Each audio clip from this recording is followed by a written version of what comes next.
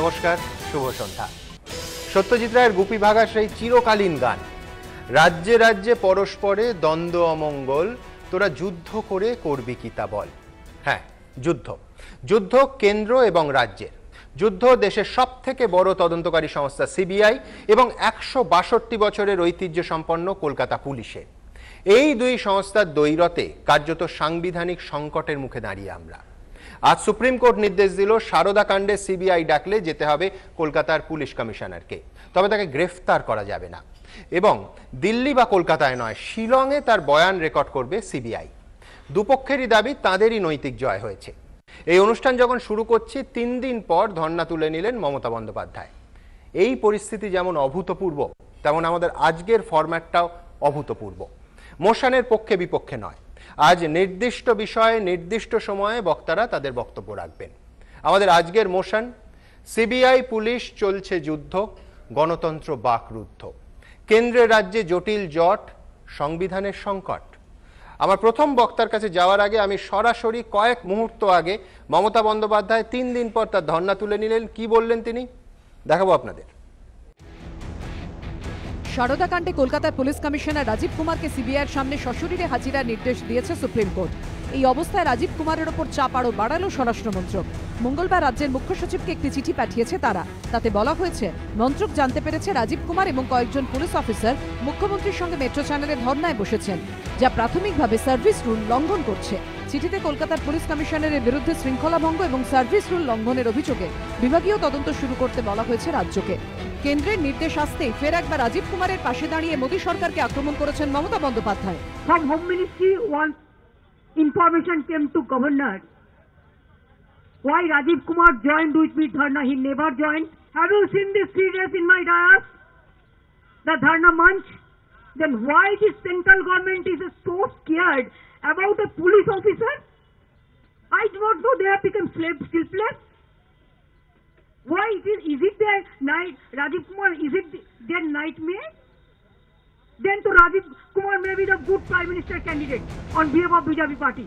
মঙ্গলবার সন্ধ্যায় ধর্মতলার ধর্ণা তুলে নিলেও এবার মোদী বিরোধী এই আন্দোলনকে দিল্লিতে নিয়ে যেতে চান মমতা। It's a victory.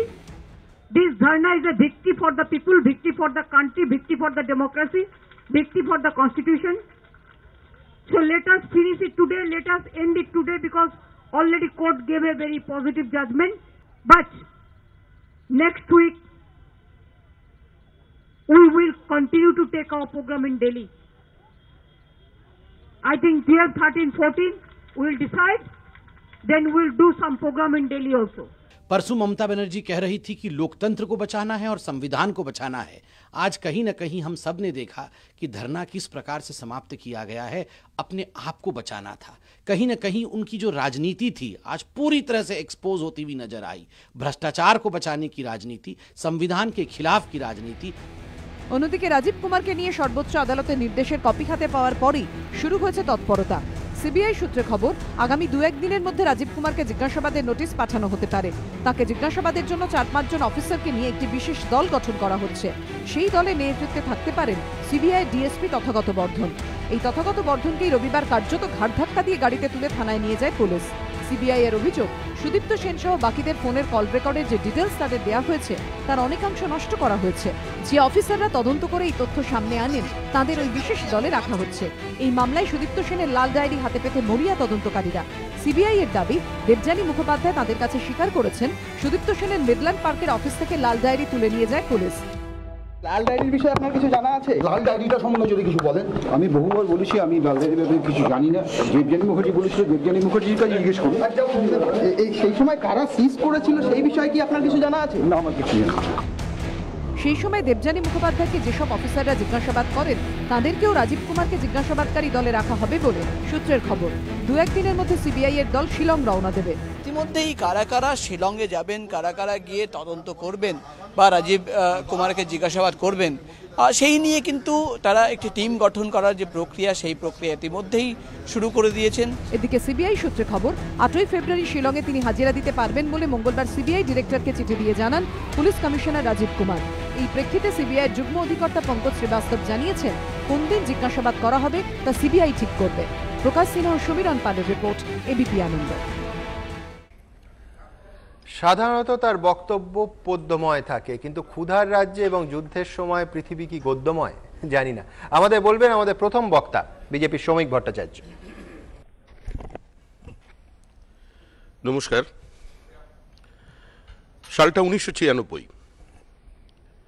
উত্তপ্ত বিহার, লালু প্রসাদ যাদবকে গ্রেফতার করতে হবে। সিবিআই কর্তা উপেন বিশ্বাস, আবেগতাড়িত বাঙালি আবেগপ্রবণ হয়ে পড়লেন উপেন বিশ্বাসের দিকে তাকিয়ে। তার সততা, তার ন্যায়নিষ্ঠ অবস্থান, তার দৃঢ়তা, তার নির্ভীক পদক্ষেপ দেখে রাতারাতি তিনি প্রচারের আলোয় পৌঁছে গেলেন। নাম শ্রী উপেন বিশ্বাস। অবরুদ্ধ হয়ে গেল উপেন বিশ্বাসের অফিস। বিহারের এমএলএরা ঘিরে ধরে বিক্ষোভ দেখালেন। কার্যত পুলিশ নীরব দর্শকের ভূমিকা পালন করল। ক্ষুব্ধ উপেন বিশ্বাস বললেন, যদি পুলিশ আমাকে গ্রেপ্তার করতে সহযোগিতা না করে আমি প্রয়োজনে সেনা নামাবো। সেই উপেন বিশ্বাস তার প্রবল জনপ্রিয়তা নিয়ে পৌঁছে গেলেন মমতা বন্দ্যোপাধ্যায়ের দরবারে। 2011 সাল নির্বাচনে প্রতিদ্বন্দ্বিতা করলেন। প্রথমবার জয়ী হলেন রাজনীতিতে এসে। প্রথমবারই তাকে ক্যাবিনেট মন্ত্রিত্ব দিয়ে দেওয়া হলো। সেই উপেন বিশ্বাস পরবর্তীকালে শেষ লালু প্রসাদ যাদবের যখন তার সাজা ঘোষণা করা হলো, তখন আজকের এই এবিপি আনন্দ চ্যানেল উপেন বিশ্বাসের সাক্ষাৎকার নিয়েছিল। তিনি বুঝিয়েছিলেন ছত্রে ছত্রে কিভাবে স্কুটারে চেপে মোষ সেখানে পৌঁছে গিয়েছিল, কিভাবে ফলস বিলিং তৈরি করা হয়েছিল বিভিন্ন দপ্তরে। আর তিনি শেষে বলেছিলেন, আমি যেভাবে ড্রাফট করে এসেছি এখান থেকে বেরিয়ে আসার অন্য কোনো রাস্তা নেই। সেদিন ছিলেন তিনি তৃণমূল কংগ্রেসে, সেদিন ছিলেন তিনি শাসক দলে। আর তার সেই সফলতাকে সামনে রেখেই তৃণমূল কংগ্রেস তাকে রাজ্যে মন্ত্রী করেছিল। আজ সেই লালু প্রসাদের পুত্র তেজস্বী যাদব তিনি আজকে এসেছেন ধর্ণা মঞ্চে। তিনি যুদ্ধ ঘোষণা করছেন সিবিআই এর বিরুদ্ধে। আমরা রাজনীতি করি, আমি আইন বিশেষজ্ঞ নই, আমি সিবিআই এর খবরাখবর রাখি না, পুলিশের সম্পর্কেও কিছু জানি না। আপনারা এখানে যারা বসে আছেন আমরা সকলেই সংবাদ মাধ্যম থেকে খবর সংগ্রহ করি, এছাড়া আমাদের অন্য কোনো পথ নেই। কার দ্বন্দ্ব, কিসের দ্বন্দ্ব, কার সঙ্গে কিসের লড়াই? 2011 সালের এক অবস্থান আর 2018-19 সালে আরেক অবস্থান। এটা কেন তৈরি হয়েছে? আজকে যাকে ইন্টারোগেট করতে যাওয়া হয়েছিল, যদি সিবিআই তাকে ইন্টারোগেট করতে পারত, তিনি যদি সহযোগিতা করতেন, তাহলে আজকের এই সাংবিধানিক সংকট তৈরি হতো না। আজকে যদি তিনি সহযোগিতা করতেন, দুদিন ধরে আজকে এত পরিশ্রম এই সুমনদের করতে হতো না। বিভিন্ন চ্যানেল থেকে খুঁজে বার করে প্রতিনিয়ত তাদের ক্যামেরাম্যানকে রাত্রি জেগে ওই মেট্রো ধর্ণা স্থলের সামনে বসে থাকতে হতো। আসলে এটা ধর্ণা মঞ্চ নয়, এটা মঞ্চটা তৈরি হয়েছিল একটা মুক্ত মঞ্চ, একটা রাজনৈতিক মঞ্চ। যে রাজনৈতিক মঞ্চে প্রশাসনিক কর্তারা মিলেমিশে একাকার হয়ে গেছেন। প্রশাসন এবং রাজনীতির মধ্যে সূক্ষ্ম বিভাজন রেখাটুকু মুছে গেছে বাংলার মাটিতে। যারা আজকে দাঁড়িয়ে সিবিআই এর বিরোধিতা করছেন, যারা আজকে দাঁড়িয়ে নরেন্দ্র মোদীর বিরুদ্ধে বিষোদ্গার করছেন, তাদের মনে রাখা উচিত এই লড়াই মোদীর সঙ্গে দিদির লড়াই নয়। তদন্তের গতি স্লথ হলেই দিদি মোদী নেক্সাস, আর তদন্ত ত্বরান্বিত হলেই রাজনৈতিক প্রতিহিংসা, পলিটিক্যাল ভেন্ডেটা, এই যুক্তি বাংলার রাজনীতি সচেতন মানুষ গ্রহণ করেনি। আমরা স্টুডিওর আলোচনায় আছি, এখানে আমরা বিভিন্ন রাজনৈতিক দলের বক্তারা আছি, বিভিন্ন সমাজের বিভিন্ন স্তরের মানুষের প্রতিনিধিত্ব হচ্ছে, আপনারা শ্রোতাদের মধ্যেও আছেন।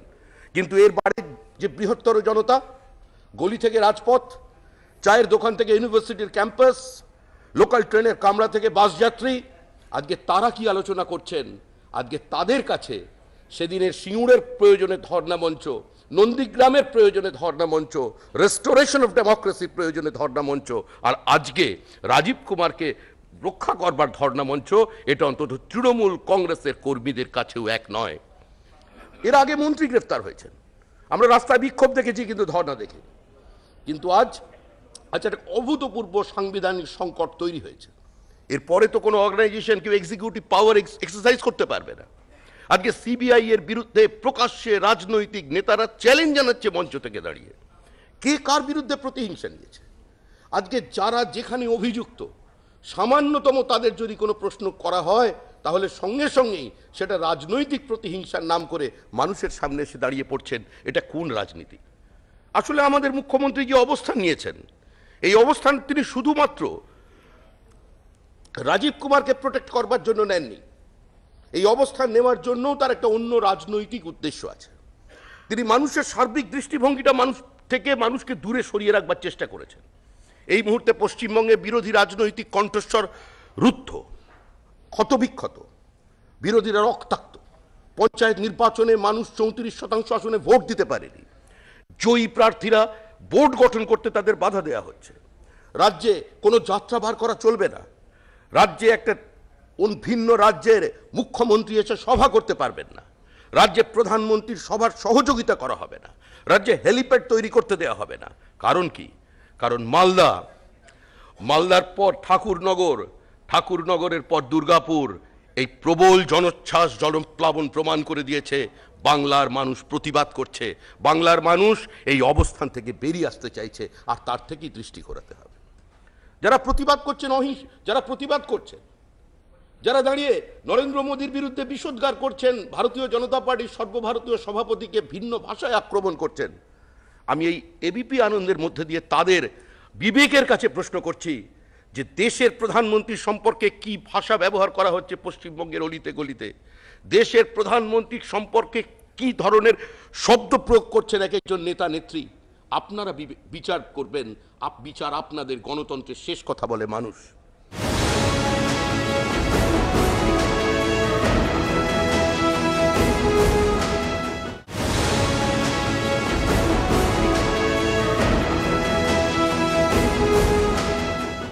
আপনারা চিন্তা করুন, রাজ্যের মুখ্যমন্ত্রী শ্রীমতী মমতা বন্দ্যোপাধ্যায়, তিনি আমাদের রাজনৈতিক প্রতিপক্ষ, তিনি আমাদের শত্রু নন। তার নীতি, তার অবস্থান, তার রাজনৈতিক বাধ্যবাধকতাকে আমরা সমালোচনা করব, কিন্তু ভারতীয় জনতা পার্টির কোনো নেতা, কোনো সর্বোচ্চ নেতা থেকে রাজ্য স্তরের নেতা কোনো দিন শ্রীমতী মমতা বন্দ্যোপাধ্যায়ের সম্পর্কে একটি কদর্য শব্দ ব্যবহার করেননি। কারণ মনে রাখতে হবে যে তিনি এই রাজ্যের মুখ্যমন্ত্রী এবং তিনি একজন মহিলা। তেমন ভারতবর্ষের পৃথিবীর বৃহত্তম গণতন্ত্রের প্রধানমন্ত্রী নরেন্দ্র দামোদর দাস মোদী। আজকে সুপ্রিম কোর্টের নির্দেশে তদন্ত চলেছে। আবেদন কে করেছিলেন? আবেদন করেছিলেন আব্দুল মান্নান। আব্দুল মান্নানের আবেদনকে কেন্দ্র করে, তার মামলার উপরে ভিত্তি করে সুপ্রিম কোর্ট একটি রায় দিয়েছে। সেই আন্দোলনের মধ্যে বামেরাও ছিলেন, রাজনৈতিক অবস্থানে তারাও ছিলেন। আজকে বামেদের অবস্থান কি তারা স্পষ্ট করবেন। কিন্তু মজার ব্যাপার হলো যে গঙ্গার তীরে একরকম আর যমুনার কোলে আরেক রকম, এই নীতি তো চলতে পারে না। আজকে এই অবস্থানকে প্রতিহিংসা বলছে কে? প্রতিহিংসা বলছে কংগ্রেস, যে রাহুল গান্ধী টুইট করেছিলেন আজকে এই চিটফান্ডের বিরুদ্ধে, এই সরকারের বিরুদ্ধে। আজকে সেই কংগ্রেস ওখানে বলছেন ভারতের গণতন্ত্র লঙ্ঘিত হচ্ছে। সেখানে দাঁড়িয়ে সিবিআইকে থ্রেট করছেন কংগ্রেসের মুখপাত্র, বলছেন ক্ষমতার পরিবর্তন হলে অফিসারদের দেখে নেব। আর এখানে দাঁড়িয়ে আব্দুল মান্নান বিবৃতি দিচ্ছেন, সোমেন মিত্র বিবৃতি দিচ্ছেন, অধীর রঞ্জন চৌধুরী বিবৃতি দিচ্ছেন। অর্থাৎ আমার এই কুল আর ওই কুল এক করতে পারেনি। মেরে মন কি গঙ্গা ওর তেরে মন কি যমুনা, बोल राधा बोल संगम होगा कि नहीं। এই গান কি দীপা দাস মুন্সি মাঝখানে থেকে গাইতে পারবেন? তিনি দাঁড়িয়ে বলতে পারবেন যে একটা রাজনৈতিক দলের অবস্থান এক হওয়া উচিত, এক জায়গায় দাঁড়িয়ে এক কথা বলা উচিত। আসলে এই লড়াইটা কোনো দলের সঙ্গে কোনো দলের লড়াই নয়।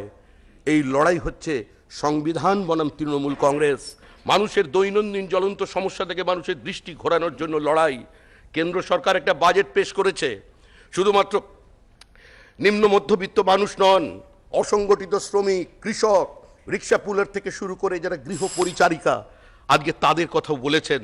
যাদের চোখের জলের কেউ কোনোদিন হিসাব রাখেনি, যাদের বেদনাই এই বাজেটের প্রত্যেকটি ছত্রে ছত্রে প্রতিফলিত হয়েছে। আয়ুষ্মান ভারতের মধ্যে দিয়ে স্বাভিমানী ভারতবর্ষের দরিদ্র মানুষ দেখবেন যে বাড়িতে মালকিন, যার বাড়ির ঘর পরিষ্কার করেন একজন তার গৃহ কর্মচারী, আজকে সেই মহিলা যিনি গৃহকর্ত্রী যে বিছানায় শুয়ে থাকবেন নার্সিংহোমের, তার পাশের বেডে মাটিতে কাপড় বিছিয়ে নয়, পাশের বেডে ওই একই ঘরে থাকবেন তারই বাড়ির গৃহ পরিচারিকা। এই সম্মানে যিনি উত্তরণ করেছেন তাকে আক্রমণ করে, তার বিরুদ্ধে কদর্য শব্দ ব্যবহার করে আর যাই হোক ভারতবর্ষের রাজনীতির কোনো ব্যাপক পরিবর্তন হবে না। তবে একটি কথা বলে আমি শেষ করব, এই সামগ্রিক এই লড়াই চলেছে দুটি কারণে। এই লড়াই হচ্ছে চেয়ারের সঙ্গে চাটাইয়ের লড়াই। প্রধানমন্ত্রীর একটা চেয়ার আছে, একটা চেয়ার, আর তার বিপক্ষে আছে 9 জন, অর্থাৎ একটা চেয়ারে হবে না। সেই জন্য একটা মাদুর বিছিয়ে দিতে হবে, চাটাই বিছিয়ে দিতে হবে। এই চেয়ার আর মাদুরের মধ্যে ভারতবর্ষের মানুষ কোনটা বাঁচবেন 2019 সালের মে মাসের শেষ সপ্তাহে সেটা প্রমাণ হয়ে যাবে। নমস্কার। ধন্যবাদ শ্রমিক। কিন্তু আমার প্রশ্নটা থাকবে যে চেয়ার বা চাটাই কাউকেই কি ক্লিন চিট দেয়া যায়? এই জন্য এই প্রশ্ন তুলছি। আমি শ্রমিককে মনে করিয়ে দেব 2018 সাল অর্থাৎ গত বছরের 16ই জুলাই সুপ্রিম কোর্ট তার অবজারভেশনে বলছে state police and central agency both are bickering, not a good state of affairs. This is not a good way. We are not happy. The investigating agency is siding with one side or the other. State and central government agencies should not fight like this. Supreme কোর্টের এই উদ্বেগেরই চূড়ান্ত ফলশ্রুতি গত রবিবার সন্ধ্যের এই নাটক যা আমাদের সামনে হলো। গত বছরের জুলাই মাসে কার্যত সুপ্রিম কোর্টের এই তিরস্কারের পর দুপক্ষেরই তো সতর্ক হওয়া উচিত ছিল। যদি হতেন তারা, তাহলে হয়তো এই অলীক কুনাট্য রঙ্গ আমাদের দেখতে হতো না। দুর্ভাগ্যবশত তারা হননি। আমার পরের বক্তা দেবনারায়ণ সরকার। শুভ সন্ধ্যা। এটা কি সাংবিধানিক সংকট না প্রতিহিংসার সংকট? আমি তো দেখছি প্রতিহিংসার সংকট।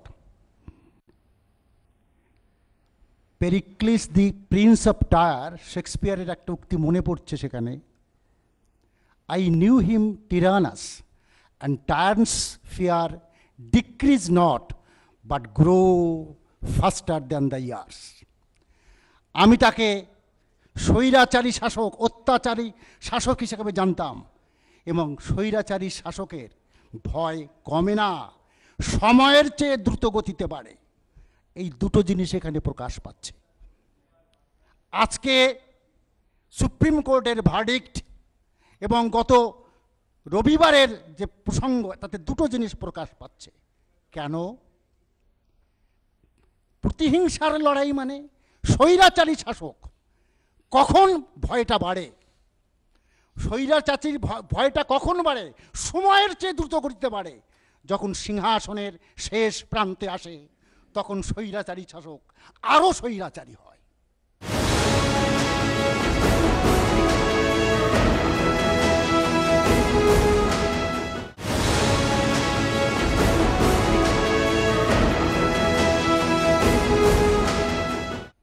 চিন্তা করুন, গত রবিবার এখনকার অস্থায়ী ডিরেক্টর সিবিআই নাগেশ্বর রায়ের শেষ দিন, শেষ মুহূর্ত। রবিবার শেষ মুহূর্তে অভিযান চালাচ্ছেন কোথায়?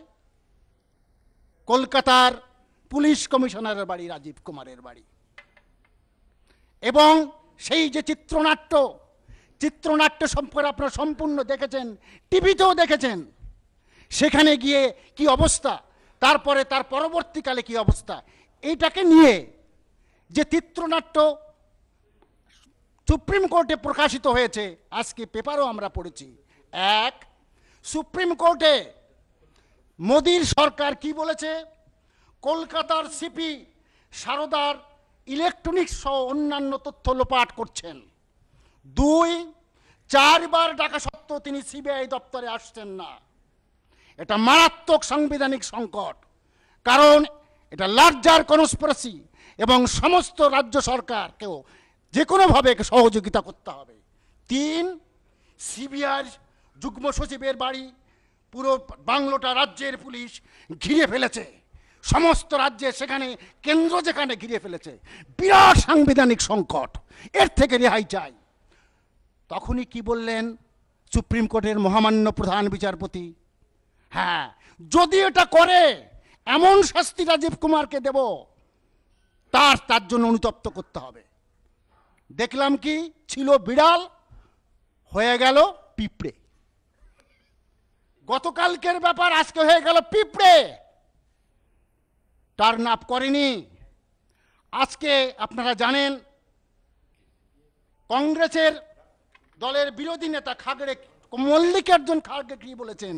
মমতা ব্যানার্জি লড়াই করছেন অটোনমাস বডির স্বাধিকারের জন্য, কোনো একটা ব্যক্তির জন্য লড়াই নয়।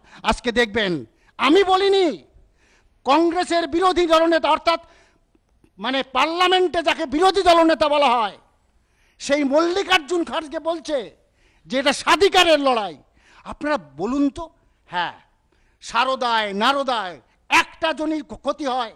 আমরা প্রত্যেকে চাই সুষ্ঠু বিচার হোক, পয়সা যে নিয়েছে তার কাছ থেকে আসুক। নিশ্চয়ই আমিও চাই, প্রত্যেক হয়তো চাই, যারা না চায় দেশের শত্রু মানুষের শত্রু, আমিও ব্যক্তিগতভাবে চাই।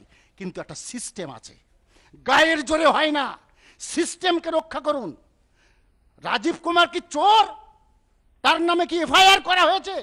তাকে সাক্ষী হিসেবে মানা হচ্ছে, ডাকা হচ্ছে। আজকে আরো প্রকাশ পেল। কি প্রকাশ পেল? লক্ষ্য করুন, রাজীব কুমারকে 4 বার চিঠি দিয়েছে, রাজীব কুমার 5 বার ওদের সঙ্গে করসপন্ড করেছে এবং বলেছে যে আমি তোমাদের সঙ্গে দেখা করতে রাজি, কিন্তু নিরপেক্ষ একটা প্লেসে আমাদের সঙ্গে কথাবার্তা হোক। এই কথা কিন্তু এতদিন আমরা কেউ জানি না। আজ সুপ্রিম কোর্টে প্রকাশ পেল রাজীব কুমার প্রত্যেকটা চিঠির উত্তর দিয়েছেন এবং কোঅপারেট করতে চেয়েছেন। কিন্তু কেন? এরা চেয়েছিল রাতের অন্ধকারে ওনাকে চুরি মানে ধরে নিয়ে উড়িষ্যায় গিয়ে অ্যারেস্ট করে নেবে, মমতাকে শিক্ষা দেবে। আরে কাকে শিক্ষা দেবে? মমতার লড়াই সিস্টেমের বিরুদ্ধে লড়াই, কোনো সারদা নারদার লড়াই না। লক্ষ্য করুন, বারবারই বলছে গণতন্ত্র স্বাধিকার লক্ষ্যের লড়াই, ফেডারেল স্ট্রাকচারকে বাঁচার লড়াই, সংবিধান লক্ষ্যের লড়াই। আজকে সিবিআই, আজকে তো পরিষ্কার একটা অটোনোমাস বডিকে কিভাবে নৃশংসভাবে ব্যবহার করছে, হিংসিতভাবে। আপনারা দেখছেন না প্রত্যেকটা জিনিস কিভাবে ঘটছে? কদিন আগে সিবিআই শুনেছেন কোনোদিন? সিবিআই মধ্যে চুরি ডাকাতি রাহাজানি, তাদের মধ্যে চুরি, যাদেরকে সিবিআই ডিরেক্টর করছে তার চুরির কেস আছে। অলোক বর্মা বলুন, আজকে রাকেশ আস্তানা বলুন, নিজেদের মধ্যে চোর, দোভালের চোর, অমুক চোর, হরিবাই চোর, সমস্ত কিছু। এমনকি মানে বিজেপির বড় বড় নেতারা তারাই বলছে যে এই চুরি করে। তাই নিয়ে জীবনে কোনোদিন শুনেছে? হ্যাঁ, সিবিআই যে তোতা পাখি তা আমরা শুনেছিলাম, সিবিআইয়ের কয়েকজন ডিরেক্টরকে কিছু অন্যায়, কিন্তু সিবিআইয়ের মধ্যে অন্তত 15-20 জনের নামে কেস আছে এবং সিবিআইকে হিংস্রতম অবস্থায় দাঁড় করিয়েছে মোদী সরকার। শুধু তাই না, শুনেছেন কোনোদিন রাত 2টোর সময় অভিযান করে একজনকে তাড়িয়ে দেয়া হচ্ছে নৃশংসভাবে? কই শেষ করেনি? শুনেছেন কোনোদিন? আমি তো অর্থনীতির ছাত্র, শুনেছেন কোনোদিন ভারতে জিডিপি মাপত ন্যাশনাল স্ট্যাটিস্টিক্যাল কমিশন, সারা জীবন জিডিপি মেপেছে স্বাধীনতার পরে? শুনেছেন নীতি আয়োগ যেহেতু জিডিপি মেপেছে, অর্থাৎ রাজনৈতিক প্রতিষ্ঠান জিডিপি মেপেছে? আজকে যার বলে কতটুকু অর্থনৈতিক অগ্রগতি হলো, ভারতের কতটুকু সত্যিকার অর্থনৈতিক উন্নতি হলো, সেটা ন্যাশনাল স্ট্যাটিস্টিক্যাল কমিশন করে, সেটা অন্য কেউ করে না। আজকে তাকে পদদলিত করে কি করলো? নীতি আয়োগ নূতন করে করছে, নৃশংস। 2, শুধু তাই নয়, আপনি জানেন এনএসএসর ডাটা, যেখানে কর্মসংস্থান সম্পর্কে পরিপূর্ণ হিসাব রয়েছে, প্রকাশ করছে না কেন? গত 45 বছরের মধ্যে সব থেকে বেশি বেকারত্ব মোদির আমলে। শুধু তাই না, 5 বছর আগে যুবক যুবতীরা যারা বেকার ছিল তার 3 গুণ বেড়েছে, 6.5 কোটি বেকার। শুধু তাই নয়, এমনও পর্যন্ত অর্থনৈতিক স্টাডিতে দেখা গেছে যেখানে বলা হচ্ছে যে 1 বছরে 1% লোকের আয়, 1 বছরে 1% লোকের আয় 40% বেড়েছে। জীবনে কোনে শুনেছেন 1% মানে? তাদের অ্যাভারেজ আয় 2200 কোটি টাকা। শুনেছেন কখনো মাত্র 9 জন লোক সারা ভারতের, মাত্র 9 জন লোক সারা ভারতের 50% সম্পদের অধিকারী? শুনেছেন কখনো? হ্যাঁ, কংগ্রেস দায়ী, কিন্তু চরম। হ্যাঁ, কংগ্রেস দায়ী, এত বছর করেনি, কিন্তু এই 5 বছরে যেভাবে নৃশংসভাবে চরম অসম্মত হয়েছে কার আমলে? হ্যাঁ, জিডিপি বেড়েছে কার? 15টা লোকের। জিডিপি বেড়েছে কার? ওই 9টি লোকের। জিডিপি বেড়েছে কার? ওই 1টি লোকের। প্রসঙ্গে ফিরে আসি, আজকের যে হিংস্রতার সম্মান, আজকে কি হলো? ছিল বেড়াল হয়ে গেল পিঁপড়ে। ভার্ডিক্টটা কার আসলো? যদি বলে মানে বিজেপি বলে আমার ভার্ডিক্ট, শেষ পর্যন্ত টার্ন আপ করলো না বিজেপির কথায়। কি হলো? যাকে নিয়ে আজকে কথা বলা হচ্ছে, সেই রাজীব কুমার একটা 3য় স্থানে গিয়ে সেখানে গিয়ে ওনার সঙ্গে আলোচনা করবেন। আর একটা চরম ভার্ডিক্ট আসলো, যেটা সিবিআই ভাবেছিল ইচ্ছে করে আমি যাকে তাকে ধরবো, সিলেকশনের আগে আমি যাকে তাকে ধরবো না, ওর গায়ে হাত দেওয়া যাবে না, ওকে যে কোনোভাবে অ্যারেস্ট করা যাবে না। এর থেকে থাপ্পড় তো একটা খাচ্ছে না, প্রতিটি মুহূর্তে খাচ্ছে। আপনি জানেন এই সরকারের প্রতিটা মুহূর্তে ডিমনিটাইজেশন, জিএসটি থেকে আরম্ভ করে আজকে পর্যন্ত যত রকমের অরাজকতা এবং সমস্ত অর্থনৈতিক প্রতিষ্ঠান, প্রশাসনিক প্রতিষ্ঠানকে শেষ করে দিয়েছে। লাস্টে বলি, leadership is the capacity to translate vision into reality. নেতৃত্ব হলো এমন ক্ষমতা যাতে দূরদৃষ্টিকে বাস্তবে পরিণত করতে পারে, আর সেটা পারে একমাত্র মমতা ব্যানার্জি। সেই চেষ্টা করতে পেরেছে বলেই তার যে দূরদৃষ্টি আছে সারা ভারতে তাকে স্যালুট করছে। নমস্কার। ধন্যবাদ দেবনারায়ণ বাবু। আমি ভাবছিলাম বাইরে রাত, কিন্তু এখানে অন্ধকার নেই, কিন্তু আমাকে একটা অভিযান করতে হবে কিনা দেবনারায়ণ সরকারকে থামানোর জন্য। আমি আমার পরবর্তী বক্তার কাছে যাওয়ার আগে বারবার সমস্ত বক্তার বক্তব্যে যে বিষয়টা উঠে আসবে সেটা হচ্ছে আজকে সুপ্রিম কোর্টে ঠিক কি হলো। যারা এই মুহূর্তে টেলিভিশন সেটের সামনে এসছেন তাদের জন্য দেখাবো বিস্তারিতভাবে আজকে সুপ্রিম কোর্টে এই মামলায়, যে মামলার দিকে নজর ছিল গোটা দেশের, ঠিক কি হলো দেখুন।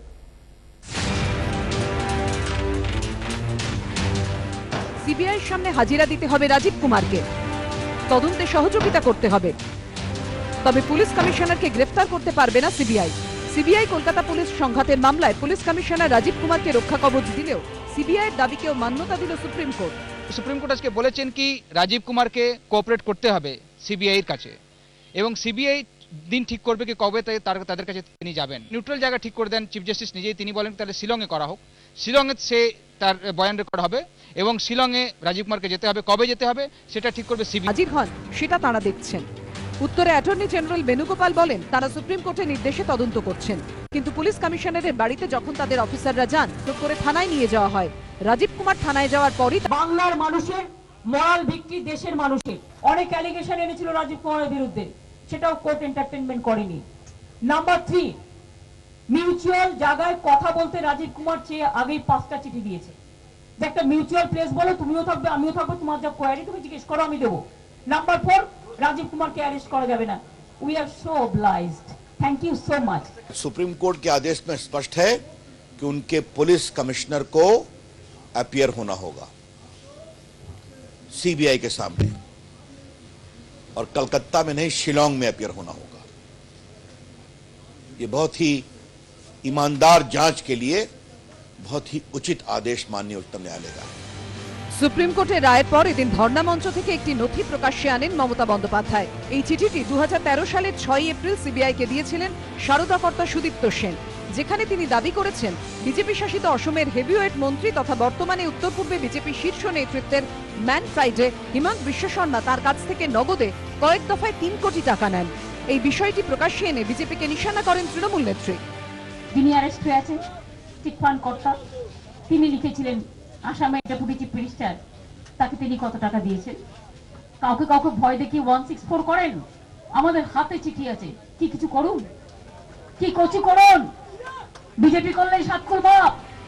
পাল্টা জবাবে উত্তর পূর্বে মোদী অমিত শাহর ম্যান ফ্রাইডে হিমন্ত বিশ্ব শর্মা দাবি করেছেন আমার বিরুদ্ধে অসার ও ভিত্তিহীন প্রচার করছেন মমতা বন্দ্যোপাধ্যায়। এটা খুব যন্ত্রণাদায়ক। আমি আপনার পুলিশ কমিশনারের মতো ভাগ্যবান নই। আমি তদন্তে অংশ নিয়ে সাক্ষী হিসেবে সব রকম সহযোগিতা করেছিলাম এবং এসব হয়েছে আমার বিজেপিতে যোগ দেওয়ার বহু আগে। অন্যদিকে আদালত অবমাননার মামলায় এদিন সুপ্রিম কোর্ট 18 ফেব্রুয়ারির মধ্যে রাজ্যের মুখ্য সচিব, ডিজিপি ও কলকাতার পুলিশ কমিশনারকে এই বিষয়ে উত্তর দেওয়ার নির্দেশ দিয়েছে। উত্তর সন্তোষজনক না হলে 3 জনকে 20 ফেব্রুয়ারি আদালতে হাজিরা দিতে হবে বলেও জানিয়েছে আদালত। এবিপি আনন্দ।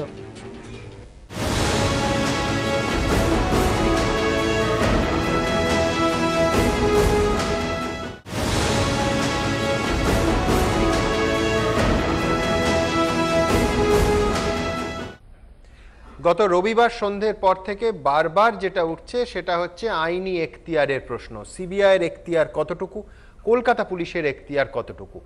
আমার পরের বক্তা শুধু সুপ্রিম কোর্টের অবসরপ্রাপ্ত বিচারপতি নন, ভারতবর্ষের রাজনীতির মোড় ঘোরানো 2G কেলেঙ্কারি রায় তার কলম থেকেই বেরিয়েছিল। জাস্টিস অশোক গঙ্গোপাধ্যায়। ধন্যবাদ, শুভ সন্ধ্যা।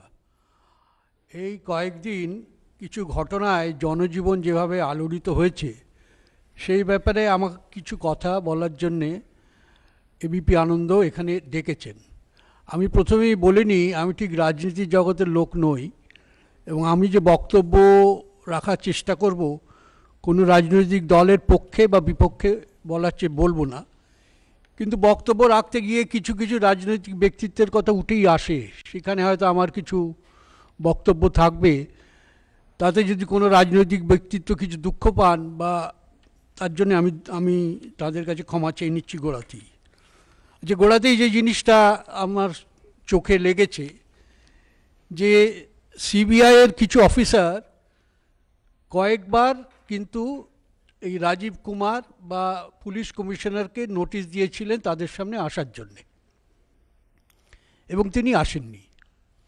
তারপরে আবার একটা নোটিশ নিয়ে তারা গত 23শে ফেব্রুয়ারি সন্ধেবেলায় তার বাড়ির সামনে হাজির হন। এই ঘটনা নিয়ে কোনো দ্বিমত নেই। তাকে গ্রেপ্তার করার জন্য তারা হাজির হয়েছিলেন এ কথাটা কিন্তু কেউ তারা বলেননি। তাদের প্রধান উদ্দেশ্য ছিল তাকে জিজ্ঞাসাবাদ করার জন্য। কিন্তু আমরা কি দেখলাম যে সিবিআই অফিসারদের তার বাড়িতে ঢুকতে দেওয়া হলো না, প্রকারান্তরে সিবিআই অফিসারদের জোর করে ধাক্কা দিয়ে গাড়িতে তুলে তাদের অ্যারেস্ট মতো করা হলো, তাদের ডিটেন তো করা হলোই, এবং থানায় নিয়ে যাওয়া হলো জোর করে। আইনের চক্ষে এটা কিন্তু একটা অপরাধ। ভারতীয় দণ্ডবিধির 353 ধারায় বলা আছে যে কোনো পাবলিক সার্ভেন্টকে তার কাজ করার জন্য যে বাধা দেন তিনি একটি অপরাধ করেন, এবং এই অপরাধ করার জন্য তার সাজা হতে পারে। এবং এই অপরাধ কিন্তু সংগঠিত হয়েছে, যেটা সঙ্গে দুঃখের সঙ্গে বলতে বাধ্য হচ্ছি, আমাদের মাননীয় মুখ্যমন্ত্রীর মানে তাঁর এতে সমর্থন ছিল। তাঁর প্রত্যক্ষ বা পরোক্ষ সমর্থনেই এই পুলিশ অফিসাররা, মানে আমাদের শেক্সপিয়ার সরণির পুলিশ অফিসার বা রাজ্যের পুলিশ অফিসাররা সিবিআইয়ের অফিসারদের ঘাড়ে ধাক্কা দিয়ে তাদেরকে গাড়িতে তোলে এবং তাদেরকে থানায় নিয়ে যায়, এবং সেটা তিনি সমর্থনও করেন। এ নিয়ে কোনো মামলা হবে কিনা আমি জানি না, কিন্তু এটা এটা একটা আইনের চোখে একটা অপরাধ। তাহলে আমাদের এই রাজ্যে আইন শৃঙ্খলার কি অবস্থা হলো? আমরা দেখতে পাচ্ছি যে একজন পুলিশ অফিসারকে সিবিআই অফিসাররা জিজ্ঞাসাবাদ অবধি করতে পারবেন না। তবে হ্যাঁ, একটা কথা আছে এখানে বলতে হবে, যে এই জিজ্ঞাসাবাদ এমন সময় হচ্ছে, হঠাৎ দেখা যাচ্ছে যে সারদা কেলেঙ্কারির তদন্তে হঠাৎ গতি পেয়েছে ভোটের দামামা বাজার সঙ্গে সঙ্গে। এর পেছনে রাজনৈতিক অভিসন্ধি আছে কি না আছে জানি না, থাকলে থাকতে পারে, আমি সেই প্রশ্নে যাচ্ছি না। আমি সহজে আইনের প্রশ্নে যাচ্ছি যে এ রাজ্যে সিবিআই অফিসারদের এই অধিকারও নেই। তাহলে রাজ্যের আইন শৃঙ্খলার পরিস্থিতিটা কোথায়? আর যে সাংবিধানিক সংকটটা কে সৃষ্টি করছে?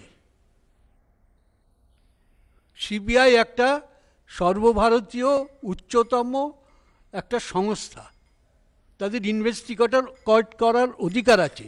সুপ্রিম কোর্ট স্বীকার করেছে, সবাই স্বীকার করেছে, এবং এই ইনভেস্টিগেশন সুপ্রিম কোর্টের অর্ডারে হচ্ছে। আপনাদের নিশ্চয়ই মনে আছে, যখন এই সিবিআইয়ের এই সারদার গণ্ডগোলটা বেরোলো, তখন অন্যান্য রাজ্য, উড়িষ্যা, আসাম, ত্রিপুরা বলেছিল সিবিআইয়ের এনকোয়ারি হোক, তারা স্বাগত জানিয়েছিল। পশ্চিমবঙ্গ সরকার কিন্তু জানায়নি।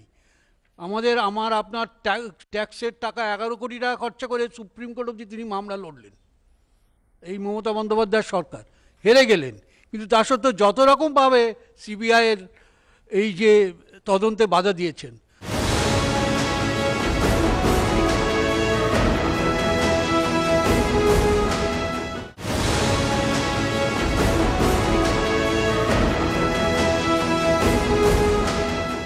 তার রাজ্যের আইনমন্ত্রী শ্রীমতী চন্দ্রিমা ভট্টাচার্য সিবিআইয়ের অফিসের সামনে ধর্ণা দিয়েছেন। তাঁর অনুপ্রেরণা ছাড়া তো সম্ভব নয়। দেখা যাচ্ছে সিবিআইকে এখানে কাজ করতে দেওয়া হচ্ছে না। এই জন্যেই সুপ্রিম কোর্ট বলেছে যে পশ্চিমবঙ্গে সম্ভব নয়, পশ্চিমবঙ্গের বাইরে গিয়ে কোনো জায়গায় রাজীব কুমারকে বেরোতে হবে। এবং কি বলেছেন সুপ্রিম কোর্টের কথায়, রাজ্যের যে অবস্থান সেটা সম্পূর্ণভাবে বিপর্যস্ত হলো। বলেছেন উই ডাইরেক্ট, আমার কাছে অর্ডারটা আছে, সুপ্রিম কোর্টের অর্ডারটা, we direct Sri Rajiv Kumar, Commissioner of Police, to appear and make himself available before the CBI and to faithfully cooperate with the investigating agency at all times. যখনই বলবে তখনই আসতে হবে, কবে আসতে হবে সে তারিখ তারা ঠিক করবে। তাহলে আমাদের এই যে আমরা দেখলাম এই যে ধর্না, তারপর তো শুনলাম তিনি সত্যাগ্রহ করছেন, এটি কিসের জন্যে? এখানে সংবিধানের অবস্থাটা আপনাদের সামনে আমি একটু পরিষ্কার করে দিই। সংবিধানে অনেকগুলো ধারা আছে, আমি একটা ধারা আপনাদের কাছে পড়ছি, ইংরেজিতে আছে কিন্তু বাংলাতে করা তো সম্ভব নয়, কিন্তু আমি পড়ছি, আপনারা সবাই বুঝবেন। আর্টিকেল 257 অফ দ্য কনস্টিটিউশন, সেখানে বলছে the executive power of every state shall be so exercised as not to impede or prejudice the exercise of executive power of the Union. And the executive power of the Union shall extend to the giving of such direction to a state as may appear to the Government of India to be necessary for that purpose. এখানে যে CBI যে ক্ষমতার বলে এর সঙ্গে কথা বলতে যাচ্ছিলেন, তাকে ইনভেস্টিগেট করতে যাচ্ছিলেন, ইন্টারোগেট করতে যাচ্ছিলেন, সেটা তো executive power of the centre. কিন্তু সেটা করতে এরা বাধা দিলেন, আবার বলছেন সংবিধানের সংকট। সংবিধানের সংকট তো এনারা সৃষ্টি করেছেন। আমার খুব দুঃখের সঙ্গে বলতে হচ্ছে, মাননীয় মুখ্যমন্ত্রীর সংবিধান জ্ঞান সম্বন্ধে আমার খুব উচ্চ ধারণা নেই আমার। এটা সংবিধানের থেকে আমি তো পড়ছি, আরও আছে 256, কত পড়ব? এবং দেশে আমাদের রাজ্যে আইন যে শৃঙ্খলা যেটা আছে সেটা তিনি সম্পূর্ণভাবে নিজের হাতে দাঁড়িয়ে ভাঙলেন। আবার তিনি বলছেন যে তিনি সত্যাগ্রহ করছেন। সত্যাগ্রহ আমাদের ভারতবর্ষের রাজনীতিতে ছিলেন মহাত্মা গান্ধী। সত্যাগ্রহ কথাটার মানে তিনি জানেন তো, আমাদের মাননীয় মুখ্যমন্ত্রী? সত্যাগ্রহ কথা বলতে গিয়ে মাননীয় মহাত্মা গান্ধী বলেছিলেন, it's a Quest for truth. সত্যের অন্বেষণটা হচ্ছে সত্যাগ্রহ। এখানে তো যাতে সত্য না প্রকাশ পায় তার জন্য তো উনি চেষ্টা করছেন। রাজীব কুমারকে জিজ্ঞেস করলে কি বোঝা যাবে? তিনি যা বলার বলবেন, বা কিছু একটা অনুসন্ধান যখন হয়, তদন্ত হয়, তো সত্যের দিকে যাওয়ার জন্যই তো হয়। সেটা ধামা চাওয়ার জন্য কি আবার সত্যাগ্রহ হয় নাকি? তিনি নিজেকে গান্ধীজির সঙ্গে তুলনাও করেছেন, শুনলাম আজকে। গান্ধীজি বোধহয় তার কবরে তিনি একটু নড়ে চড়ে উঠছেন। যে রাজনৈতিক আন্দোলনের সঙ্গে, যে রাজনৈতিক জিনিসের সঙ্গে কোনো রকম নৈতিকতা নেই, কোনো রকম সততা নেই, সেটা কিসের ধর্ণা? আমি শুনলাম, কিছু মনে করবেন না, এই যে অজন্তা সার্কাস এখানে আসবে ভেবেছিল, তারপর দেখলো এখানে যা সার্কাস চলছে ওদের সার্কাস চলবে না। আর এখানে সংবিধান সম্বন্ধে আমি একটা কথা বলে আমার বক্তব্য শেষ করব। সেটা হচ্ছে জোসেফ স্টোরি, একটা খুব নামকরা একজন আমেরিকান জাজ, জুরিস্ট, তিনি সংবিধান সম্বন্ধে কি বলেছিলেন একটু শুনে রাখুন। এবং এই কথাটা আমাদের সচ্চিদানন্দ সিনহা, যিনি ছিলেন provincial chairman of the constituent assembly, আমাদের সংবিধান তৈরি হয় তখন, সেটা তার বক্তব্যে রেখেছিলেন। আমি সব খালি পড়ে দিচ্ছি। The structure has been erected by architects of consummate skill and fidelity. Its foundations are solid. Its compartments are beautiful as well as useful. Its arrangements are full of wisdom and order. Its defenses are impregnable from without. It has been reared for immortality, if the work of man may justly aspire to such a title. It may nevertheless perish in an hour of folly by the people, or corruption, or negligence of its keeper. Republics are created, খুব important. These are the words which I commend to you for your consideration, by the virtue, public spirit, and intelligence of the citizens. They fall when the wise are banished from the public councils, because they dare to be honest, and the profligate are rewarded because they flatter the people in order to betray them. আমাদের মাননীয় মুখ্যমন্ত্রীর এই যে ধর্ণা আর সত্যাগ্রহর যে বক্তব্য, এটা আমাদের ক্ষতি করবে, আমাদের সংবিধানের যে মূল যে ধারা তার বিরুদ্ধে যাচ্ছে। আশা করি সংবিধান রক্ষার জন্য তিনি এবার থেকে একটু ব্রতী হবেন। ধন্যবাদ। অনেক ধন্যবাদ জাস্টিস গাঙ্গুলি। এই গোটা সাংবিধানিক সংকটে একেবারে সাধারণ মানুষ হিসেবে একটা প্রশ্ন ওঠে। সিবিআই সূত্র বলছে যে কলকাতার পুলিশ কমিশনারকে 3 বার নোটিশ পাঠানো হয়েছিল, 2017 সালের 16ই আগস্ট, ওই বছরই 23শে নভেম্বর এবং 2018 সালের 8ই ডিসেম্বর। এরপর হঠাৎ এক রোববার সন্ধেবেলা পুলিশ কমিশনারের বাড়িতে হানা না দিয়ে কলকাতা হাইকোর্ট, এমনকি প্রয়োজন হলে সুপ্রিম কোর্টে গিয়েও সিবিআই তো জানাতে পারত যে রাজীব কুমার তদন্তে সহযোগিতা করছেন না, অসহযোগিতা করছেন, যেটা আজকে জানানো হলো। আদালতের কোনো নির্দেশ সঙ্গে থাকলে রবিবার সন্ধ্যের এই নাটক সংগঠিত হতো না, আর এত যাবতীয় বিতর্ক, সাংবিধানিক সংকট কোনোটাই আসতো না। এটা কি একটা ভায়াবল অল্টারনেটিভ হতে পারতো? এই প্রশ্ন আমার থাকলো এবং নিঃসন্দেহে ওপেন ফোরামে নিয়ে আমরা আলোচনা করব। আমার পরের বক্তা সুজন চক্রবর্তী।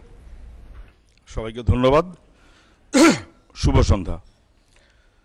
খুব গুরুত্বপূর্ণ এই আলোচনার শুরুতে আমি যে ইনফরমেশনটা দিয়ে রাখতে চাই, প্রতারিত মানুষেরা তারা ঠিক করেছিলেন আগামী 7 তারিখ তারা ধর্ণা মঞ্চে যাবেন তাদের প্রতারণার টাকাটা ফেরত পাবার দাবি জানিয়ে। এখানে এসে বুঝলাম ধর্ণা মঞ্চটা নাকি উঠে গেছে। আশা করব মুখ্যমন্ত্রী তৎসত্ত্বেও তারপরেও কোর্ট কমিটিরকে সাহায্য করবেন। ধর্নায় আপনি আরও 10 দিন 20 দিন দিল্লি, বম্বে সব জায়গাতে বসুন, কিন্তু প্রতারিত মানুষের টাকা ফেরতের কি হবে সেটাকে নির্দিষ্ট না করলে মানুষ শান্তি পাবে না। মুখ্যমন্ত্রীকে বলবো, অনেক হয়েছে, আর মুখ পড়াবেন না। এই সমস্ত কিছুর পর একটা রাজ্যের এমন অবস্থা হয়ে গেল যে সিবিআই একজনকে ডেকে কথা বলবে, সুপ্রিম কোর্টের নির্দেশ অনুযায়ী সুপ্রিম কোর্ট অর্ডার দিল, কিন্তু তাকে বলতে হলো যে কলকাতায় ডাকবেন না, ডাকুন শিলংয়ে। কলকাতার ক্রেডিবিলিটিটাকে মাটিতে মিশিয়ে দিয়ে তারপরে তার মধ্যে যদি কেউ জয় দেখেন, তাহলে আমি বলবো করুণা হচ্ছে। আর মুখ পড়াবেন না বাংলার, অনেক হয়েছে, এনাফ ইজ এনাফ। সাংবিধানিক সংকটের কথা এখানে এসেছে, আমি বলবো যেদিন সংবিধানটা হাতে নিয়ে বিধানসভায় ভাঙচুর হয়েছিল, তার যিনি নায়িকা তিনি যেদিন বিধানসভায় দলনেতা হিসেবে দায়িত্ব নিলেন, আমাদের সংবিধান সেদিন কিন্তু সাংবিধানিক সংকট বরঞ্চ একটু ধ্বস্ত হলো। যখন মুখ্যমন্ত্রী হিসেবে কেউ ভবানীপুর থানায় পৌঁছে যান সন্ধ্যের পর, ক্রিমিনালদের ছাড়াতে হবে, তাতে আমাদের আরও একটু বাড়তি সাংবিধানিক সংকট স্পষ্ট হয়। এবং সেই একই রকম পথে চলতে চলতে যখন সুপ্রিম কোর্টের নির্দেশে সিবিআই তদন্ত সিপির বাড়িতে বা বাড়ির বাইরে, ভেতরে তো না বাইরে গেছেন শুনে মুখ্যমন্ত্রী যখন দৌড়ে চলে যান সিপির বাড়িতে এবং অন স্পট অ্যানাউন্স করে বেআইনি জায়গা মেট্রো চ্যানেল যেখানে করার কথা নয় সেখানে ধর্নায় বসে যান, কার্যত সুপ্রিম কোর্টের নির্দেশকে বুড়ো আঙুল দেখাবার মনোভাব থাকে, সাংবিধানিক সংকটটা তাতে কিন্তু আরও বাড়ে। স্পষ্ট হয়ে যাচ্ছে সাংবিধানিক সংকটের সূত্রটা কি। যুদ্ধ কিসের? যুদ্ধ তো সিম্পল। প্রতারিত মানুষ তারা গিয়েছিলেন সুপ্রিম কোর্টে, কোনো রাজনৈতিক সরকার দিল্লির অথবা রাজ্যের তারা না, আগের কংগ্রেস সরকার কি পরের বিজেপি সরকার তারা না। সুপ্রিম কোর্টের নির্দেশে সিবিআই তদন্ত, এবং সেখানে নর্মালি সবাই সাহায্য করবেন, এটাই হবার কথা। সুপ্রিম কোর্টের কথাটা ছিল অত্যন্ত স্পষ্ট। 1, লার্জার কনস্পিরেসি বার করতে হবে, 2, মানি ট্রেলটা খুঁজে বার করতে হবে, 3, বেনিফিশিয়ারিজকে সেটা খুঁজে বার করতে হবে। সবাই সব জানেন, এতৎসত্ত্বেও এটাকে নির্দিষ্ট করতে হবে তদন্ত করে, এটাই ছিল দায়িত্ব। তাতে প্রত্যেকের সাহায্য করতে হবে, এটা ন্যাচারাল। সাহায্য না করাটা সুপ্রিম কোর্টের সিদ্ধান্তের বিরুদ্ধে যুদ্ধ ঘোষণা। সিট তদন্ত করলো, কাগজপত্র সব পৌঁছে দিল না, তা নিয়ে প্রশ্ন থেকে গেল, তা নিয়ে আমি উপস্থিত হব না, একবারের জায়গায় 3 বার 5 বার 7 বার ঘুরে ঘুরে বেড়াবো, যুদ্ধ না। এটা যুদ্ধটা সাংবিধানিক সিদ্ধান্ত, সুপ্রিম কোর্ট, সিবিআই তদন্তে সাহায্য করা অথবা প্রতারিত মানুষ তার পাশে দাঁড়ানো, সেই মনোভাবের বিরুদ্ধে যুদ্ধ। আমানতকারীরা যেদিন বিপদে, তখন তিনি বলেছিলেন যা গেছে তা গেছে, স্পষ্ট হয়ে গেছিল। মদন মিত্র, কুণাল ঘোষ, তাপস পাল, সুদীপ ব্যানার্জিরা যখন গ্রেপ্তার হলেন, তখন তিনি রাস্তায় নামেননি, ধর্ণা করেননি। আমরা সবাই চোর এই স্লোগানটা দিয়েছিলেন, ওটাতে রাজ্যের মানুষের সম্মান বাড়েনি। কি এমন কারণটা ঘটলো যে সিপিকে জিজ্ঞাসাবাদ করবে তাই শুনে এত গরম হয়ে গেলেন যে অন দি স্পট ধর্ণায় বসতে হলো? সিবির বাড়িতে কি ধন আছে, কি গোপন সম্পদ আছে? সোশ্যাল মিডিয়াতে যারা লিখছে সিপির ঘরে কি ধন আছে যাতে পিসির ঘুম ছুটেছে, কথাটা তো 100% সত্য। প্রাণভোমরা, ওখানে কি প্রাণভোমরা লুকিয়ে আছে? কিসের ভয়? প্রায় সমসাময়িক সময়তেই শান্তিনিকেতন নামক বাড়িটা ঘিরে ফেলা হলো পুলিশ। কিসের ভয়? প্রায় সমসাময়িক সময়তে আমরা দেখতে পাচ্ছি হরিশ চ্যাটার্জি না কার্যত হরিশ ব্যানার্জি স্ট্রিট 22টা বাড়ি কোনো একটি পরিবারের হাতে। কিসের জন্য? ধরা পড়ে যাবে। এসব ধরা পড়ে যাবার আতঙ্কে কি ধর্ণা? কান টানলে মাথা আসবেই, মাথা ধরা পড়বেই, এবং সেই কারণে ভয় এবং আতঙ্ক এবং ধর্ণার নাটক। রাজ্যের মুখ পুড়েছে, ক্যাবিনেট রাস্তায় বসে আছে, পুলিশের মেডেল রাস্তায় দেওয়া হচ্ছে, এবং শেষমেশ সুপ্রিম কোর্ট থেকে আমি আগে বলছিলাম বলতে হয়েছে রাজ্যের বাইরে গিয়ে তদন্তটা মানে জিজ্ঞাসাবাদটা হোক। Plus chief secretary, DG, police commissioner, তাদেরকে পর্যন্ত জবাবদিহি করতে হবে। কোথায় যাচ্ছে রাজ্যটা? এরপরেও যদি কেউ বলেন যে খুব ভালো হয়েছে, আমার জয় হয়েছে, তাহলে আমি বলবো রাজ্যের অসম্মান, তাতে বোধহয় কেউ কেউ জয় বলে মনে করেন, তাদের সঙ্গে আমাদের সহমত হবার কোনো সুযোগ নেই। মুখ্যমন্ত্রীর ধর্ণায় পুলিশ অফিসাররা উর্দি ছাড়ুন, তৃণমূলের ঝান্ডাটা ধরুন, উর্দি পরে কেন যাবেন? যদি উর্দি পরে তৃণমূলের ওই ধর্ণায় কাউকে বসতে হয়, তাহলে তাকে অথবা তাদের দিয়ে আমাদের সাংবিধানিক দায়িত্ব, নির্বাচন, নিরপেক্ষতা অসম্ভব। এ দায় মুখ্যমন্ত্রীর, তাকে এ দায় নিতে হবে। যদি কেউ মনে করে থাকেন যে বিজেপি সব রক্ষা করবে, ঠেকিয়ে দেবে, ভুল ভুল। লালু প্রসাদ যাদব জেলে, দিল্লির সরকার চাইলে সিবিআই লালু প্রসাদ জেলে যেতে পারে। দিল্লির সরকার না চাইলে আমাদের রাজ্যের মুখ্যমন্ত্রী জেলে যায় না, নবান্নে অথবা ধর্নায় বসে থাকতে পারে। ফারাকটা এইখানে স্পষ্ট। আমি বলবো 5 বছরে কিছু করেনি। গত 3 বছর এথিক্স কমিটি কার্যত কিছু করলো না। বিজেপি এবং তৃণমূল মেট ফর ইচ আদার। দাঙ্গার পরে মোদীকে ফুল পাঠিয়েছিলেন, বিজেপির সাথে সরকার করেছেন। সবচেয়ে ঘনিষ্ঠ মুকুল রায় অথবা সবচেয়ে ঘনিষ্ঠ ভারতী ঘোষ, তারা এখন বিজেপির হয়ে দুর্নীতির বিরুদ্ধে লড়াই করবেন, এ কখনো হয় না, কখনো সম্ভব না। বিজেপি তৃণমূল একই ধারার একই স্টাইলের দুটো পার্টি। লুট, দাঙ্গা, বিভাজনের রাজনীতি, দুর্নীতিতে ডুবে আছে, এবং সেই কারণেই মুখ্যমন্ত্রী বলতে পারেন তোমার আছে সিবিআই, আমার আছে সিআইডি। ঔদ্ধত্য। অথবা তারপর বলতে গিয়ে আর একটু বাড়িয়ে বলেন তোমার আছে 356, আমার আছে 420। না বললেই পারতেন। 356 বা ইত্যাদি সেটা আমরা চাই না। মানুষের কাছে কথাটা হচ্ছে দর কষাকষির খেলা বন্ধ হোক, চোর ধরো, জেল ভরো, গরিবের টাকা ফেরত দাও, তোলাবাজির রাজত্ব বন্ধ করো। সেই মনোভাবেই আমাদের চলতে হবে। তৃণমূল এখন কি বলছে? মোদি হটাও, দেশ বাঁচাও, ধার করা স্লোগান।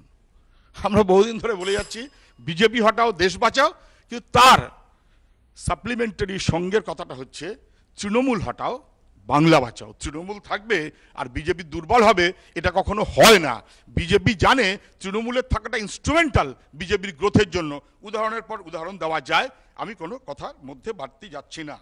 আমার কথা হচ্ছে এইরকম, গত বছরের পর বছর ধরে প্রধানমন্ত্রী মনমোহন সিং, পরে নরেন্দ্র মোদী, রাষ্ট্রপতি, রাজ্যপাল, মুখ্যমন্ত্রী, বারে বারে আমরা গেছি, মানুষ রাস্তায় নেমেছেন।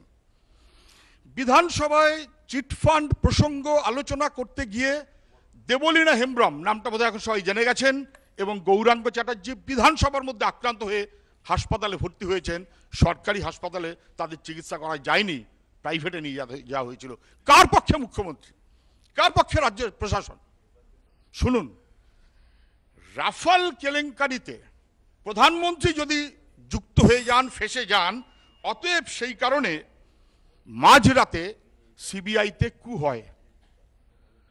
চিটফান্ডের গল্পে যদি ওই জেরার মধ্যে মুখ্যমন্ত্রী জড়িয়ে যান, ফেসে যান, অতএব সেই কারণে শেক্সপিয়ার থানায় কিংবা কলকাতায় সিবিআই তাকে মেরে পিটে গাড়িতে তুলে দেওয়া হয়। যেমন ওরা তেমন এরা, মেড ফর ইচ আদার, একই রকমভাবে চলেন। একটা সোশ্যাল মিডিয়াতে খুব একটা কথা চলছে, আমার পছন্দ হয়েছে। দুর্নীতি করতে চান, আপনার দল তৃণমূল। দুর্নীতি করে বাঁচতে চান, আপনার দল বিজেপি। দুর্নীতির বিরুদ্ধে লড়াই করতে চান, কথা দিচ্ছি তার জন্য আছে লাল ঝান্ডা। 3 তারিখ ব্রিগেডে লাল সমুদ্রের গর্জনে দিল্লিও ভয় পেয়েছে, রাজ্যও ভয় পেয়েছে। 3:30টায় মিটিং শেষ, 4টের সময় পুলিশ কমিশনার অফিসে সাংবাদিক সম্মেলন, সাংবাদিকদের থ্রেট, এবং তারপর 5টা, 5:30 সিবিআই, 6টা, 6:30, 7টা ধর্ণা। একেবারে অর্কেস্ট্রেটেড একটা প্ল্যানিং, চিত্রনাট্য। সেই অনুযায়ী দিল্লি এবং রাজ্য চলবে। ওতে মানুষের অসম্মান হবে, রাজ্যের অসম্মান হবে। তার বিরুদ্ধে কার্যত রাজ্যকে, মানুষকে বাঁচাবার লড়াইটাই মানুষের লড়াই। এইভাবেই চিহ্নিত হোক। আপনাদের সবাইকে ধন্যবাদ, নমস্কার। অনেক ধন্যবাদ সুজন চক্রবর্তী। আমার আজকের বক্তারা প্রত্যেকে ঠিক করে নিয়েছেন, যেহেতু চিট ফান্ডে লাগামহীন চুরি হয়েছে, তারা কোনো সময়ের লাগাম মানবেন না। যাই হোক, নিখাত 100% রাজনৈতিক বক্তব্য। আমার পরের বক্তার কাছে তার উত্তর খুঁজব, সুমন বন্দ্যোপাধ্যায়। নমস্কার, শুভ সন্ধ্যা। আসলে আজকের বিষয়ের ওপর বলতে গিয়ে আমি যেভাবে বলবো ভেবেছিলাম, দুটো একটা কথা না বলে পারছি না। মানে আমাদের পূর্ববর্তী বক্তারা এমন কিছু কিছু কথা বলে গেছেন যার দু একটা প্রতিবাদ না করেই হয় না। সেটা হচ্ছে সবথেকে বড় কথা, যে নিরপেক্ষতার একটা অদ্ভুত নমুনা আজকে দেখলাম। মানে ওই কথায় আছে না যে ঢেঁকি স্বর্গে গেলেও ধান ভাঙে। তা প্রাক্তন প্রধান বিচারপতি তিনি বললেন, প্রাক্তন বিচারপতি সুপ্রিম কোর্টে তিনি বললেন যে তিনি কোনো রাজনৈতিক দলের বিরুদ্ধে বলবেন না, এবং তিনি যেটা বললেন সবটাই ঠিক আছে। তার পছন্দ নাও হতে পারে, বর্তমান মুখ্যমন্ত্রী পশ্চিমবঙ্গ সরকারের বিরুদ্ধে তিনি বললেন। আমি জাস্ট দুটো জিনিস এখন মনে করিয়ে দিতে চাই, যে আপনারই সুপ্রিম কোর্টের 4 জন সিনিয়র বিচারপতি 2018 জানুয়ারি মাসে সংবাদ মাধ্যমের কাছে এসেছিল। কি কারণে জানেন? যে বিচার ব্যবস্থার রাজনৈতিক হস্তক্ষেপের বিরুদ্ধে কথা বলার জন্য, এবং যার মধ্যে বর্তমান প্রধান বিচারপতি রঞ্জন গগৈ ছিলেন। সুতরাং আপনি যখন একটা সরকারের সমালোচনা করবেন, একটা রাজ্য সরকারে, সেটাও একটা নির্বাচিত সরকার, এবং সেই সরকারের বিরুদ্ধে যখন কথা বলবেন, খুব স্বাভাবিকভাবে আপনি নিরপেক্ষ মানুষ, সেই নিরপেক্ষতার দিকটাকে আপনি যদি তুলে ধরতে পারেন, তাহলে নিশ্চয়ই খুব স্বাভাবিকভাবে সেটা আমাদের সকলের পক্ষে সেটা সহজতর হয়ে যাবে। তারপরে সুজনবাবুর বক্তব্য থেকে দুটো একটা কথা বলবো, যে সুজনবাবু বলছেন যে এত বেশি ভিড় হয়েছিল, সেই ভিড়ে নাকি মানুষজন খুব ভয় পেয়ে গেছে। হ্যাঁ, সত্যিই খুব ভয় পেয়েছে, কারণ বামরাম সমঝোতা যে জায়গায় গেছে সেটাতে মানুষ খুব বিস্মিত। কারণ ওইখানে জমিদান করেছিল সিপিএম মালদাতে বিজেপিকে সভা করার জন্য, তার প্রতিদান বিজেপি দিয়েছে, স্পেশাল ট্রেন চালিয়েছে রোববার দিন, যাতে স্পেশাল ট্রেনে সিপিআইএমের সমর্থকরা আসতে পারেন। সুতরাং এই বামরাম সমঝোতা খুব স্বাভাবিকভাবে বোঝা যাচ্ছে যে কেন আজকে পশ্চিমবঙ্গের যে সংকটটা, সেই সংকটটার মূল জায়গাটা কোথায়, কেন বিরোধীরা, যারা বিরোধী কংগ্রেস বা বাম, তারা কেন নিজেদের জায়গাগুলো ছেড়ে দিচ্ছে। এবং এটাও আপনাকে বলি যে যারা সেখানের মঞ্চে, যারা আপনাদের মানে ভিটামিনে যারা সমৃদ্ধ হয়ে তৃণমূল কংগ্রেসের বা আমাদের মাননীয় নেত্রী মমতা বন্দ্যোপাধ্যায়ের বিরোধিতা করেছিলেন, তার মধ্যে দীপঙ্কর মুখোপাধ্যায়, সিপিআইএম এমএলএর সাধারণ সম্পাদক, তা তিনি কিন্তু এই যে ষড়যন্ত্রমূলক, সিবিআইকে দিয়ে যে ষড়যন্ত্রমূলক অভিযান করানো হয়েছিল, তার তীব্র নিন্দা করেছেন।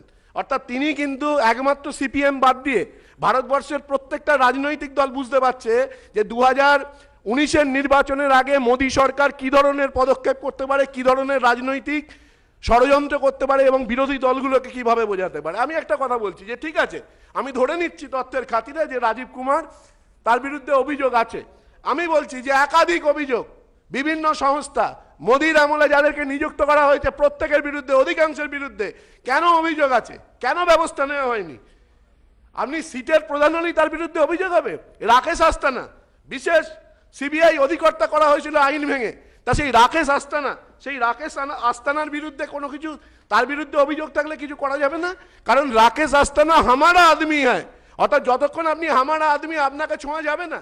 রাকেশ আস্তানার বিরুদ্ধে অভিযোগ কি? অভিযোগটা আমি করছি না, অজয় কুমার বস্সি, যিনি অলোক বর্মা ডিরেক্টর থাকাকালীন যিনি তদন্ত করছিলেন রাকেশ আস্তানার বিরুদ্ধে, তা তিনি বলছেন যে আস্তানার বিরুদ্ধে যে অভিযোগ যে তিনি ঘুষ নিয়েছিলেন সানা সতীশ বাবুর কাছ থেকে, এবং সবথেকে বড় কথা ৮,১০০ কোটি টাকার আর্থিক দুর্নীতিতে অভিযুক্ত ঋণ খেলাপি চেতন সন্দেশারা, গুজরাটের বিখ্যাত ঋণ খেলাপিতে বিদেশে চলে গেছেন বহুদিন আগে, তিনি ২০১৬ সালে এই রাকেশ আস্তানার মেয়ের বিয়েটা প্রায় পুরোটা স্পন্সর করেছিলেন। আপনি ভেবে দেখুন যে সিবিআই এ আসার আগে কি সাংঘাতিক তার বায়োডাটা।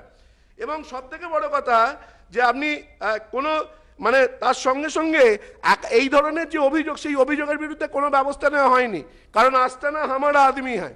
সিবিআই এর প্রধান নিয়োগ, সেই প্রধান নিয়োগের জন্য কর্মীবর্গ দপ্তর থেকে যে তালিকা এসেছিল তার মধ্যে নাম ছিল এনআইএ ডিজি ওয়াইসি মোদি, হননি তিনি, প্রধান হননি।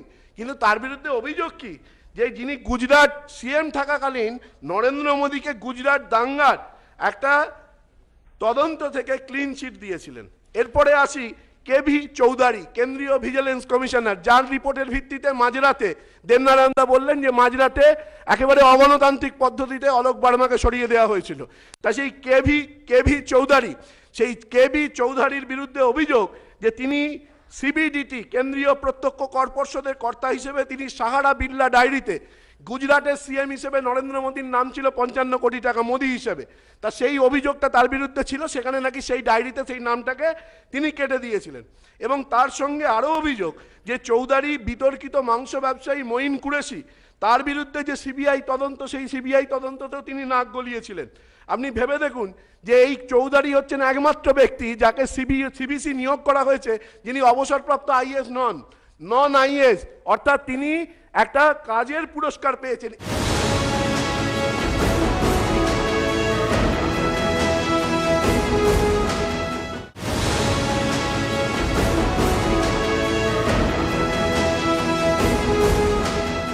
একে শর্মা, অরুণ কুমার শর্মা সিবিআই এর যুগ্ম অধিকর্তা, এপ্রিল ২০১৫-তে নিয়োগ হচ্ছে নরেন্দ্র মোদীর পর, যে তার বিরুদ্ধে তিনি আসার পরে ব্যাংক প্রতারণার দায়িত্ব তাকে দেওয়া হয়েছিল, যিনি নিশ্চিন্তে নীরব মোদী, মেহুল চোকসি তো আপনারা সকলে জানেন যে হামারা মেহুল ভাই প্রধানমন্ত্রী যাকে বলেছিলেন, আর নীরব মোদীকে দাভোসের মঞ্চে একসঙ্গে দেখা গিয়েছিল, তাই এদেরকে বিদেশে যেতে সাহায্য করে দিয়েছেন। এবং বিজয় মাল্য, যাকে নাকি শুনছিতে ফিরিয়ে আনা হবে, তারও যে ওই রেড অ্যালার্ট যে নোটিশটা হয়েছিল সেটাও লঘু করার ক্ষেত্রে সবথেকে গুরুত্বপূর্ণ ভূমিকা সেখানে তিনি গ্রহণ করেছিলেন। ফলে খুব স্বাভাবিকভাবে এই একে শর্মার বিরুদ্ধে এই অভিযোগগুলো রয়েছে। এবং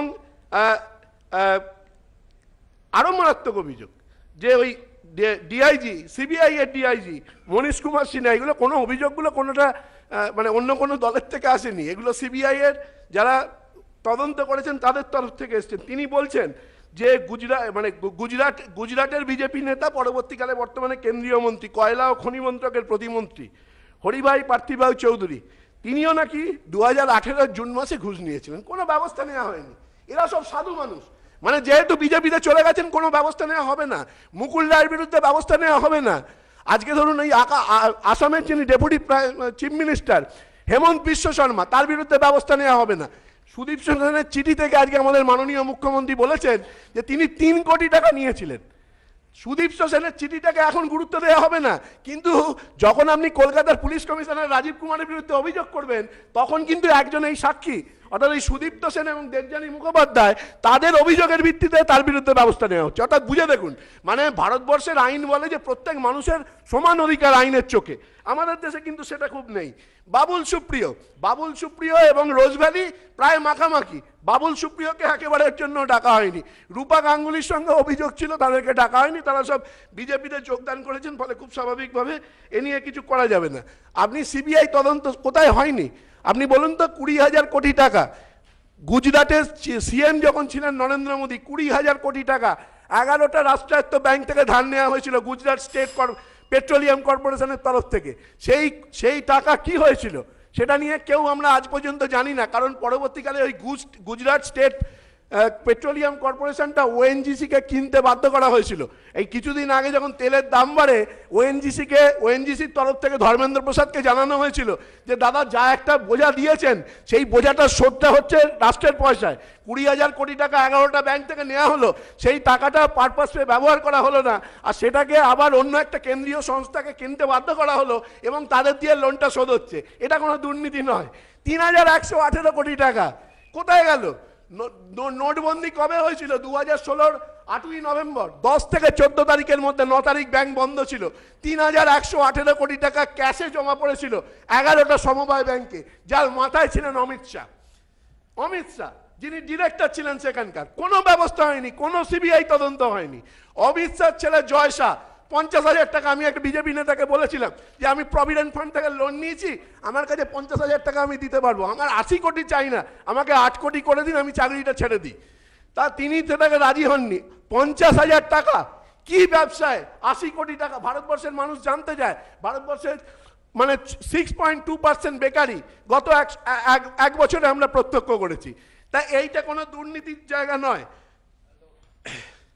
আজকে আরো একটা গুরুত্বপূর্ণ কথা আমি বলবো এই প্রসঙ্গে, সেটা হচ্ছে যে দেখুন 2013 6 নভেম্বর গৌহাটি হাইকোর্ট একটা রায় দিয়েছিল সিবিআই সম্পর্কে, যাতে বলা হয়েছিল যে সিবিআই সংস্থাটাই বেআইনি, তার কোনো আইনগত স্বীকৃতি নেই এবং তার আন্ডারে যা কিছু তারা করেছে সমস্তটাই তারা বন্ধ করে দিয়েছিল। পরবর্তীকালে তখন ইউপিএ সরকার ক্ষমতায়, তারা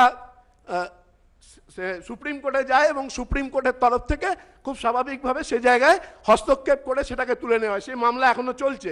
সুপ্রিম কোর্ট বলেছিল যে আপনারা এবার একটা নতুন আইন করে নিন সিবিআইকে, যাতে সিবিআইকে পূর্ণ সদ্ব্যবহার করা যায়। সেই চলছে।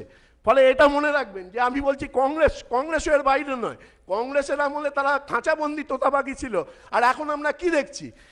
সিবিআই এর মাথায় যে দুজন রয়েছে তারা 2 কোটি টাকা কে ঘুষ খেয়েছে না খেয়েছে সে নিয়ে মারামারি করছে, সে নিয়ে সুপ্রিম কোর্টে মামলা চলছে। আজকে আপনি যে যার বিরুদ্ধে কথা বলছেন, আজকে মমতা বন্দ্যোপাধ্যায়, পশ্চিমবঙ্গে গণতন্ত্র আছে। সুজনবাবুকে মনে করিয়ে দিতে চাই, ত্রিপুরাতে আপনার দল এই গত যে রাজনৈতিক সম্মেলনটা করেছে, রাজ্য সম্মেলন করেছে, কোনো প্রকাশ্য অধিবেশন করতে পারেনি। কারণ হচ্ছে মেরে বিজেপি ঢুকিয়ে দিয়েছে ভেতরে, করার ক্ষমতা নেই। আসামে কংগ্রেস নেই, যেখানে বিজেপি ঢুকেছে একেবারে শেষ করে দিয়েছে। আর এখানে ওনারা মালদায় তরুণ ঘোষকে দিয়ে জমি দিয়ে ওনারা বিজেপির রাস্তা পরিষ্কার করবেন আর মুখে বলবেন যে আমরা বিজেপি বিরোধী। মানুষ শুনবে? মানুষ আপনাদের কথা শুনে চলে যাবে। কারণ বাম রাম সমঝোতা ধারাবাহিকভাবে আমরা দেখছি। আর মাননীয় মুখ্যমন্ত্রী মমতা বন্দ্যোপাধ্যায় তার নিজের বিশ্বাসযোগ্যতা, সেই বিশ্বাসযোগ্যতার প্রমাণ আমরা রাজনৈতিক দলের নেতাদের কাছ থেকে শুনতে চাই না, বা তথাকথিত নিরপেক্ষদের কাছ থেকে শুনতে চাই না। বাংলার সাধারণ মানুষ 2019-এর লোকসভা নির্বাচন এবং 2021-এর বিধানসভা নির্বাচনে জবাব দেবেন। দয়া করে নিরপেক্ষতার যে মুখোশটা, সেই মুখোশটা পড়ে থাকবে না। তার থেকে বরঞ্চ বিরোধী রাজনৈতিক দলের তরফ থেকে গালাগালি করলে আমার শুনতে খারাপ লাগে না, কিন্তু যারা নিরপেক্ষতার মুখোশ পরে থাকেন তাদের এই মুখোশটা কিন্তু খুব স্বাভাবিকভাবে মানুষও তাদেরকে বুঝে গেছে। নমস্কার। ধন্যবাদ সুমনবাবু। আমার ছোট্ট কৌতূহল যে ভারতীয় রাজনীতিবিদদের বিরুদ্ধে ওঠা অভিযোগ এবং স্ক্যামের তালিকা পড়তে কি এত সময় লাগে, যেটা এই বিতর্কের সময়সীমার মধ্যে আঁটা যায় না? না হলে সবার ক্ষেত্রে সময়সীমা বাড়াতে হচ্ছে কেন? আমার পরবর্তী বক্তা সায়ন্তন বসু, সুমনবাবু যেটা বলেছেন সেটা কার্যত যে গোটা দিন বিরোধী নেতারা চন্দ্রবাবু নাইডু থেকে মমতা বন্দ্যোপাধ্যায় বলেছেন যে বিজেপির কুম্ভে স্নান করিলেই কি যাবতীয় পাপ ধুইয়া যায়। সায়ন্তনবাবু এর কাছে এই প্রশ্ন থাকবে। হেমন্ত বিশ্ব শর্মা কিংবা মুকুল রায়ের নাম করে সবাই বলছেন যে বিজেপিতে যোগ দিলে আর সিবিআই ডাকে না, সত্যি কি তাই? উত্তর দেবেন সায়ন্তন। নমস্কার। আমার আগে সুমনদা বলছিলেন, আর প্রথমে একদম শুরু করেছিলেন দেবনারায়ণ দা। আমার কেমন জানি মনে হচ্ছিল যে হয় ইতিহাসটা ভুলে গেছেন, আর নত ইতিহাস থেকে দৃষ্টি ঘুরিয়ে দিতে চাইছেন। কিছু নাম, কিছু ঘটনা বারবার প্রত্যেক দিন মাথায় আসছিল। একটা নাম ভিকারি পাসওয়ান, একটা ঘটনা সিঙ্গুর, একটা ঘটনা তাপসী মালিক, একটা ঘটনা নন্দীগ্রাম। এই ঘটনার মধ্যে কমন লিঙ্ক কোথায়? প্রত্যেকটা ঘটনার মধ্যে কমন লিঙ্ক হচ্ছে জননেত্রী, দলনেত্রী, আজকের মুখ্যমন্ত্রী প্রত্যেকটা ঘটনার জন্য সিবিআই তদন্তের দাবিতে রাস্তায় নেমেছিলেন, পথে নেমেছিলেন, আন্দোলন করেছিলেন, অনশন করেছিলেন, অবস্থান করেছিলেন, বিক্ষোভ দেখিয়েছিলেন। মনে আছে ভিখারি পাসওয়ানের লকআপে মৃত্যু বা হারিয়ে যাওয়ার ঘটনা? দীর্ঘদিন ধরে আন্দোলন চলেছে, কলকাতার রাস্তা অবরুদ্ধ হয়েছে, হাজার হাজার মানুষ পথে নেমেছে। সুজনবাবুদের সরকার ছিল, আমরাও সেদিন মমতা বন্দ্যোপাধ্যায়কে সমর্থন করেছিলাম যে হ্যাঁ, কোথায় গেল ভিখারি পাসওয়ান, তাকে খুঁজে বার করে দিতে হবে। বাংলার পুলিশ পারবে না, কলকাতার পুলিশ পারবে না, সিবিআইকে ডেকে আনতে হবে। আমরা ভুলে গেছি তাপসী মালিক, সিঙ্গুরের তাপসী মালিক। সিঙ্গুরের আন্দোলন চলছে, টাটার হাব হবে কি হবে না, ইচ্ছুক কৃষক অনিচ্ছুক কৃষক। একদিন হঠাৎ তাপসী মালিক বলে এক কিশোরীর দেহ সিঙ্গুরের ওই যে জমি দখল করা হয়েছিল সেই জমির মাঝে পাওয়া গেল। সারা বাংলায় অবরোধ হলো, সারা বাংলায় আন্দোলন হলো, হাজার হাজার মানুষ, লক্ষ লক্ষ মানুষ পথে নামলেন। প্রত্যেকের একটাই দাবি ছিল, সিবিআই চাই, সিবিআই চাই, সিবিআই চাই। কেন সিবিআই চাই? কারণ কলকাতা পুলিশ, বাংলার পুলিশ সিপিএম এর দলদাসে পরিণত হয়েছে। তারা তাপসী মালিকের খুনিকে বার করতে পারবে না, খুঁজে বার করতে পারবে না। সেদিন সিবিআইয়ের দাবিতে রাস্তায় যিনি আন্দোলনের নেতৃত্ব দিয়েছিলেন তার নাম আর কেউ নয়, তার নাম শ্রীমতী মমতা বন্দ্যোপাধ্যায়। শুধু সিঙ্গুরের তাপসী মালিক নয়, নন্দীগ্রামের ঘটনা, আজকে কেন্দ্রীয় এজেন্সির বিরোধিতা করছেন। আমাদের সে দিনগুলো মনে আছে, সারা নন্দীগ্রাম জুড়ে তাণ্ডব চলছে, পুলিশের গুলি চলল। সেই বিখ্যাত বা কুখ্যাত ছবি, মাথায় টুপি, শরীরে পুলিশের পোশাক, পায়ে কিন্তু তার হাওয়াই চটি, সে বন্দুক তাক করে রয়েছে, কৃষককে মারা যাচ্ছে, কৃষক মারা মৃত হচ্ছে। দাবি উঠল কি, পুলিশ সরাতে হবে, সিআরপিএফ আনতে হবে। শুধু সিআরপিএফ নয়, সিবিআই আন্দোলন করতে হবে। আজকের যিনি দলের, আজকে যিনি মুখ্যমন্ত্রী, সেদিন বিরোধী নেত্রী, তিনি নন্দীগ্রাম যেতে গেলেন, যেতে পারলেন না, তাকে আটকানো হলো। বিজেপির কেন্দ্রীয় নেতৃত্ব, সে লালকৃষ্ণ আদবানির নেতৃত্বে নন্দীগ্রাম পৌঁছলেন, সিবিআই তদন্তের দাবি করা হলো। সিবিআই আসলো, সিবিআই তদন্ত করলো। এখন প্রশ্ন হতে পারে যে সিবিআই তার তদন্তে সফলতা পেয়েছে কিনা, সিবিআই তার তদন্তে এগিয়ে নিয়ে যেতে পেরেছে কিনা, কিন্তু দাবি হয়েছিল সিবিআই তদন্ত করতে হবে, সিবিআই চাই, সিবিআই ছাড়া হবে না। আর আজকে ধর্ণা হচ্ছে, আজকে অবস্থান হচ্ছে, আজকে বিক্ষোভ হচ্ছে। কেন হচ্ছে? সিবিআইকে আটকাতে হবে, সিবিআইকে রুখতে হবে, সিবিআইকে ঠেকাতে হবে। কেন সিবিআইকে ঠেকাতে হবে? কারণ সিবিআই পৌঁছে গেছে ঠাকুর ঘরে। কে রে? সিবিআই পৌঁছে গেছে ঠাকুর ঘরে, আর অন্য জায়গা থেকে আওয়াজ আসছে আমি তো কলা খাইনি। বাস্তব ঘটনা, এক অদ্ভুত পরিস্থিতি পশ্চিমবঙ্গে তৈরি হয়েছে। এখানে বিষয় আছে সাংবিধানিক সংকট কি সাংবিধানিক সংকট নয়। কেন্দ্রীয় স্বরাষ্ট্রমন্ত্রী শ্রী রাজনাথ সিং লোকসভার সংসদে দাঁড়িয়েছেন। পশ্চিমবঙ্গের ঘটনা আনপ্রেসিডেন্টেড, আনএক্সপেক্টেড। এই ধরনের ঘটনা ভারতবর্ষের ইতিহাসে কখনো হয়নি। আমাদের শ্রমিক ভট্টাচার্য শুরু করেছিলেন উপেন বিশ্বাসকে দিয়ে। উপেন বিশ্বাসের ঘটনা আপনারা জানেন। তাকে সম্বর্ধনা দিয়েছিলেন শ্রীমতী মমতা বন্দ্যোপাধ্যায়, এখানে মন্ত্রিত্বে এনেছেন। বাঙালির আইডল উপেন বিশ্বাস কলকাতা পুলিশের কর্মচারী থেকে সিবিআইয়ের জয়েন্ট ডাইরেক্টর হয়েছিলেন। লালু প্রসাদ যাদবকে গ্রেপ্তার করেছিলেন আর্মির সাহায্যে। লালু প্রসাদ যাদবকে গ্রেপ্তারি আটকানোর জন্য অনেক লড়াই সেদিন করেছিল আরজেডি দলের নেতারা, কিন্তু সেদিন এই কথা ওঠেনি যে সংবিধানকে ধ্বংস করে সিবিআইকে নামানো হচ্ছে। সিবিআইকে সেদিন আটকানোর জন্য সংবিধান ধ্বংস করার চেষ্টা হয়েছিল, কিন্তু উপেন বিশ্বাস শোনেননি। আর্মিকে দিয়ে তৎকালীন মুখ্যমন্ত্রী বিহার সরকার তাকে গ্রেপ্তার করেছিলেন। তাহলে আজকে একজন পুলিশ কমিশনারকে ডাকা হয়েছে, অনেকদিন ধরে ডাকা হয়েছে। সমস্যা হচ্ছে যেখানে বলা হলো বা বলা হচ্ছে যে তাকে ডাকা হয়েছে, তিনি চিঠি দিয়েছেন বৈঠকের জন্য, চিঠি দেননি জেরা হওয়ার জন্য, জেরাতে যাওয়ার জন্য। সিবিআই প্রথম থেকে বলছে আমরা তাকে জিজ্ঞাসাবাদ করতে চাই, তার কাছে জানতে চাই, তার কাছে জিজ্ঞাসা করব যে তিনি কি কি তথ্য পেয়েছেন, কি কি তথ্য রেখেছেন, কি কি তথ্য কারোর সঙ্গে শেয়ার করেছেন, বা কিভাবে কি ইনভেস্টিগেশনকে এগিয়ে নিয়ে গেছেন। দীর্ঘ 2 বছর ধরে চলছে, দীর্ঘ 2 বছর ধরে বিষয়টা চলছে। একটা জায়গায় তো কনক্লুশন আনা দরকার, কারণ ভারতীয় জনতা পার্টির নির্দেশেই তদন্ত হচ্ছে না। এই তদন্ত হয়েছে কংগ্রেস নেতা আব্দুল মান্নান এবং সিপিএম নেতা বিকাশ রঞ্জন ভট্টাচার্যের মামলার পরিপ্রেক্ষিতে। এই তদন্ত চলছে তখন থেকে চলছে যখন ডক্টর মনমোহন সিং ভারতের প্রধানমন্ত্রী ছিলেন। মনমোহন সিং ভারতের প্রধানমন্ত্রী থাকাকালীন এই তদন্ত শুরু হয়েছে। নরেন্দ্র ভাই মোদী সরকারের আমলে তদন্ত চলেছে। তদন্ত সুপ্রিম কোর্টের নির্দেশে চলছে, সুপ্রিম কোর্টের অবজারভেশনে চলছে।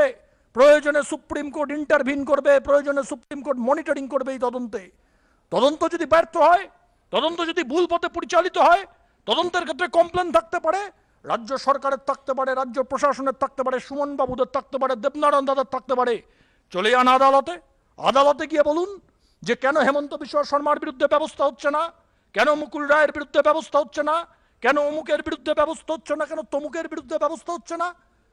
কারণ সুপ্রিম কোর্ট খোলা আছে, আপনার কথা শোনার জন্য খোলা আছে। আজকে তারা রায় দিয়েছে। কেউ বলছেন নৈতিক জয়, আমরা মনে করি নৈতিক জয় কিনা কি নয় তা প্রশ্ন নয়, কারোর নৈতিক জয় নয়, কারোর নৈতিক পরাজয় নয়। সিবিআই যেটা চাইছিল যে কলকাতা পুলিশ কমিশনারকে তারা কথা বলতে চায়, সোজা ভাষায় আইনি ভাষায় জেরা করতে চায়, আইনি ভাষায় ইন্টারোগেট করতে চায়, কলকাতার বাইরে করতে চায়, তা আজকে সুপ্রিম কোর্ট তাদের শিলমোহর দিলেন। তার কথা তিনি বলবেন, রাজীব কুমার তার কথা বলবেন, কিন্তু কেন এত ব্যাকুলতা, রক্ষা করার কেন এত চেষ্টা, সরকার কেন পুরো প্রশাসনকে নামিয়ে দিচ্ছে যে সিবিআইয়ের 32 জন না 35 জন অফিসার তাকে গলা ধাক্কা দিয়ে তার কলার টেনে তাকে কোনো রকমে গাড়িতে তুলে দেওয়া হলো কেন? আজকে এই প্রশ্ন পশ্চিমবঙ্গের মানুষের প্রত্যেকটা মানুষের মধ্যে আছে। কেন? যিনি একদিন তাপসী মালিকের জন্য রাত জেগেছিলেন, অনশন করেছিলেন, অবস্থান করেছিলেন, বিক্ষোভ করেছিলেন, সিবিআই তদন্ত চেয়েছিলেন, আজকে কেন তিনি এনার জন্য প্রশাসনকে নামাচ্ছেন? শুধু তাই নয়, কোন সাংবিধানিক সংকটের মধ্যে আমরা আছি? মুখ্যমন্ত্রী বলছেন আমি ধর্ণা দিচ্ছি। কোথায় ধর্ণা দিচ্ছি? নন পলিটিক্যাল ফোরামে ধর্ণা দিচ্ছি, নন পলিটিক্যাল মঞ্চে ধর্ণা দিচ্ছি, সেভ ইন্ডিয়ার মঞ্চে ধর্ণা দিচ্ছি। তার জন্য আমার সামনে চিফ সেক্রেটারি, আমার বাদিকে হোম সেক্রেটারি, আমার সাথে পুলিশ কমিশনার। কালকে যদি ভারতের প্রধানমন্ত্রী এসে বলেন যে আমি মতুয়া মহাসংঘের সম্মেলনে বক্তৃতা করব, আর আমার পেছনে চিফ অফ আর্মি স্টাফ দাঁড়িয়ে থাকবেন, আমার ডান দিকে বিএসএফ এর ডিজি দাঁড়িয়ে থাকবেন, আমার বাদিকে সিবিআই ডাইরেক্টর দাঁড়িয়ে থাকবেন, আমার সামনে রয়ের ডাইরেক্টর দাঁড়িয়ে থাকবেন, আমার মঞ্চের কাছে নেভির চিফ দাঁড়িয়ে থাকবেন, আর আমার মঞ্চের বাদিকে আর এয়ারফোর্সের চিফ দাঁড়িয়ে থাকবেন, তাহলে সেটা কি খুব কাম্য হবে? সেটা কি খুব বাস্তব হবে? সেটা কি খুব সুন্দর দেখাবে? সেটা কি ভারতবর্ষের সিস্টেমকে ভেঙে যাবে না? সর্দার বল্লভভাই প্যাটেল, ভারতবর্ষের প্রথম স্বরাষ্ট্রমন্ত্রী, তিনি বলেছিলেন, তার সেই কথা আছে, তিনি বলেছিলেন যে government will come and government will go, but administration will remain the same. অ্যাডমিনিস্ট্রেশনের নিরপেক্ষতা থাকবে, কিন্তু দুর্ভাগ্যজনকভাবে বাংলায় আজকে গণতন্ত্র নেই। অন্য রাজ্যের মুখ্যমন্ত্রীকে হেলিপ্যাডে নামতে দেওয়া হয় না, রাজ্য সরকারের হেলিপ্যাড তা অন্য রাজ্যের মুখ্যমন্ত্রীকে ব্যবহার করতে দেওয়া হয় না। এমনকি আমরা যদি কোনো হেলিপ্যাড তৈরিও করি তার পারমিশন জেলা প্রশাসন দেয় না। শুধু সেখানেই শেষ নয়, সুপ্রিম কোর্ট নির্দেশ দিয়েছে যে বিজেপিকে সভা করতে দিতে হবে, তাও সভা করতে দিতে রাজি নয়, জোর করে সভা হচ্ছে। শুধু ভাবতে পারেন কি গণতন্ত্রের অবস্থা। আপনারা গণতন্ত্রের কথা বলেন, কাঁথিতে অমিত শাহর সভা, পার্টির সভাপতির সভা, একজনের কাছ থেকে জমি নেওয়া হলো, তাকে হুমকি দেওয়া হলো, পুলিশ তাকে ভয় দেখানো হলো, তবুও সেই ব্যক্তি জমি দিলেন। যেই না সভা হয়ে গেল, আমরা বেরিয়ে গেলাম, সেই ব্যক্তিকে ফলস কেসে পুলিশ গ্রেপ্তার করলো। ভাবতে পারেন কাঁথিতে অমিত শাহর সভা, যে ডেকোরেটর মঞ্চ তৈরি করছে সেই ডেকোরেটরের লেবারকে পুলিশ গ্রেপ্তার করছে। কেন তুমি জিনিস নিয়ে এসছো? কাঁথিতে অমিত শাহর সভা, যে ম্যাটাডোর করে ডেকোরেটরের মাল এসছে তাকে পুলিশ গ্রেপ্তার করছে। কেন তুমি জিনিস নিয়ে এসছো? কাঁথিতে অমিত শাহর সভা, কোনো লেবার পাওয়া যাচ্ছে না। কেন পাওয়া যাচ্ছে না? বিজেপির সভাতে যদি মঞ্চ তৈরির কাজে হাত লাগিয়েছো তাহলে তুমি কাজ পাবে না। আজকে এই ভয়ঙ্কর পরিস্থিতি পশ্চিমবঙ্গে, এটা কি গণতন্ত্র? আর আপনারা গণতন্ত্রের কথা বলেন। এখানে আমরা যতজন আছি, আমরা মানে বিজেপির যতজন আছি, শ্রমিক ভট্টাচার্য আছেন, আমি আছি, জেলায় জেলায় আমাদের নামে মামলা, কোথাও অস্ত্র আইনে মামলা, কোথাও অন্য আইনে মামলা, যেখানে যেমন পারছেন সেখানে তেমন মামলা দিচ্ছেন। কিন্তু তার জন্য পশ্চিমবঙ্গে গণতান্ত্রিক পরিবেশকে ধ্বংস করে দেওয়া হচ্ছে। সুজনদাও বলেছেন, অনেক কিছু বলেছেন, কিন্তু সুজনদা একটি কথা বললেন না, শুনলে ভালো লাগতো। এই চিটফান্ডের সমস্যা, আমরা মুখ্যমন্ত্রীর বিরুদ্ধে, আমরা তৃণমূলের বিরুদ্ধে, কিন্তু তৃণমূলের একটি কথা আমরা মানি, মমতা বন্দ্যোপাধ্যায়ের একটি কথা অবশ্যই মানব, আমরা সঞ্চয়িতার কথা ভুলে যাইনি, আমরা সঞ্চয়িনীর কথা ভুলে যাইনি। এখনো পর্যন্ত সঞ্চয়িতার টাকা কিন্তু মানুষ ফেরত পায়নি। আপনারা চিটফান্ডের প্রতারিতদের নিয়ে অবশ্যই মুখ্যমন্ত্রীর মঞ্চে যান, মুখ্যমন্ত্রীর কাছে আন্দোলন করুন, কিন্তু সঞ্চয়িতার টাকা যাতে ফেরত পাওয়া যায়। সেই 80 সালের ঘটনা, সেই সময়ের ঘটনা, যারা সেদিন টাকা রেখেছিলেন তাদের অধিকাংশ আজকে মৃত। সেই টাকা হয়তো সামান্য টাকা, সারদার তুলনায়, রোজ ভ্যালির তুলনায় সামান্য টাকা, কিন্তু সেই টাকা যাতে ফেরত আসে সেই ব্যবস্থা করুন। আর একটি কথা অবশ্যই বলবো, পশ্চিমবঙ্গে গণতন্ত্র নেই, পশ্চিমবঙ্গে প্রতিবাদ দরকার। সবাই যদি চেয়ার মুছে দেন, সবাই যদি মুখ্যমন্ত্রীর জন্য জায়গা ছেড়ে দেন, তাহলেই গণতন্ত্র থাকবে। আর নত গণতন্ত্র হবে না, এটা হতে পারে না। এক ভয়ঙ্কর পরিস্থিতির মধ্যে পশ্চিমবঙ্গ চলেছে। সেভ ইন্ডিয়া নয়, সেভ বেঙ্গল। আজকে সেভ বেঙ্গলের প্রয়োজন আছে। ধন্যবাদ। ধন্যবাদ সায়ন্তন। যেহেতু সায়ন্তন এবং শ্রমিক দুজনেই একটি ঘটনার কথা উল্লেখ করলো, আমি তথ্যের খাতিরে একটু ঘটনাটা ফ্ল্যাশব্যাকে নিয়ে যাই আপনাদের। না, লালু প্রসাদ যাদবকে সেনাবাহিনী গ্রেফতার করেনি। 1997 সালে লালু প্রসাদের বিরুদ্ধে পশু খাদ্য কেলেঙ্কারি মামলা, সিবিআইয়ের তৎকালীন যুগ্ম অধিকর্তা উপেন বিশ্বাস। লালু প্রসাদকে গ্রেফতার করতে হবে এবং উপেন বিশ্বাসের স্পষ্ট নির্দেশ। সিবিআই বিহারের তৎকালীন মুখ্য সচিব এবং ডিজিপিকে ফোন করে, কেউ কোনো অ্যাকশন নেন না। শটান উপেন বিশ্বাস সিবিআইয়ের পার্টনার এসপিকে ফোন করে সেনাবাহিনীর সাহায্য নিতে বলেছিলেন। তখন তার কথাতে সেনাবাহিনীর দানাপুর ক্যান্টনমেন্টে একটি চিঠি লিখে এক কোম্পানি বাহিনী চাওয়া হয়। শেষ পর্যন্ত তা অবশ্য হয়নি, তার কারণ সেনাবাহিনী প্রত্যাখ্যান করে এবং আলটিমেটলি সেনাবাহিনী আবেদন প্রত্যাখ্যান করার পর সিবিআইয়ের স্পেশাল কোর্টের বিচারক বিহারের ডিজিপিকে শোকজ করে এবং সেই ঘটনায় কোনো সন্দেহের অবকাশ নেই, এই পাটে উপেন বিশ্বাস দেশজোড়া খ্যাতি পান এবং কার্যত তার হিরো ওয়ারশিপ শুরু হয়ে যায়। যাই হোক, তথ্যের খাতিরে এটা আমায় সংশোধন করে দিতে হলো। আমার পরের বক্তা সুবোধ সরকার। নমস্কার। আমি শুরু করার আগে, আমার কথা শুরু করার আগে সায়ন্তন বাবুর একটা কথা বলি। উনি যে বক্তৃতা করলেন, সেই বক্তৃতার শুরু ছিল হচ্ছে ঠাকুর ঘরে কেড়ে আমি তো কলা খাইনি। ওর পুরো বক্তৃতাটাই শুনে আপনারা নিশ্চয়ই বুঝতে পেরেছেন ওর পার্টি যে আসলে তাই। উনি নিজেই বলতে চাইছেন যে এই তদন্ত ভারতীয় জনতা পার্টি তো নির্দেশ দেয়নি, কিন্তু ঠাকুর ঘরে ঢুকে গেছে। এটা ওনার কথা থেকেই বোঝা গেল। এবং এই মিলিটারি টিলিটারি যত রকমের ভারতবর্ষে মেশিনারি আছে, সেই মেশিনারি নিয়ে যদি আজকে প্রধানমন্ত্রী দাঁড়ান মানে সেই সব মেশিনারি তো সারা ভারতবর্ষ জুড়ে প্রধানমন্ত্রী ব্যবহার করছেন। তো সিবিআই থেকে শুরু করে যতগুলো ইনস্টিটিউশনস রয়েছে, প্রত্যেকটা ইনস্টিটিউশনসকে তিনি ব্যবহার করছেন। আর সে তো পরিষ্কারভাবে শান্তনুবাবু সেটাই নিজের বক্তৃতায় বলে গেলেন। দ্বিতীয় কথা হচ্ছে অশোকবাবু সম্পর্কে আমি কিছু, মাননীয় অশোকবাবু সম্পর্কে আমার বলা কিছু, জানি না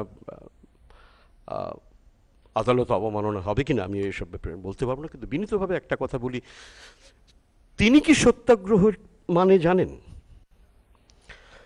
জার্মান দার্শনিক কেকেগার্ড বলেছিলেন যে every individual is in Quest of truth. প্রত্যেকটা মানুষ তার নিজের মতো করে সত্যের অনুসন্ধান করে চলেছেন। গান্ধীজি করেছিলেন, মমতা বন্দ্যোপাধ্যায় তার নিজের মতো করে করছেন। এখানে ওনার এই ভয়ঙ্করভাবে নিরপেক্ষ হওয়া, কোট আনকোট নিরপেক্ষ হওয়া এবং ওই রকমভাবে কথা বলাটা আমার মনে হয় মাননীয় বিচারপতিকে মানায় না। আরেকটি কথা বলে আমার কথা শুরু করব, সেটা হচ্ছে সুজনদার কথা, সুজন বাবুদের কথা। উনি বললেন যে আর মুখ পোড়াবেন না। মুখ পোড়াবেন না মানে আপনি বলছেন আপনাদের তো পুরো মুখটাই পোড়া। যেটুকু থুতনির কাছে একটুখানি ছিল, যেটা পোড়া নয়, সেটাও তো বিজেপির সঙ্গে গোপনে হাত ধরেছেন, সেটাও পুড়ে গেছে। সুতরাং এখন পুরো মুখটাই পোড়া। একটা পোড়া মানুষ মুখটা পোড়া নিয়ে বলছেন আর মুখ পোড়াবেন না। এটা একটু হাসি পেল আমার কথায় আসি। আমার কথা হলো এই, এক,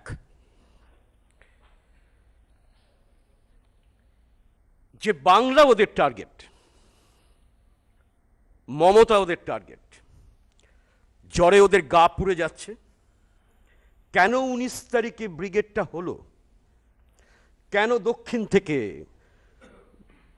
দক্ষিণ ভারত থেকে, অন্ধ্র থেকে, কেন দিল্লি থেকে, কেন বিহার থেকে, কেন ইউপি থেকে এত মানুষের, এত নেতা এসে দাঁড়ালো ব্রিগেডে? এটা সহ্য করতে পারছে না। এটা সহ্য করতে পারছে না বলে ভুল করলো।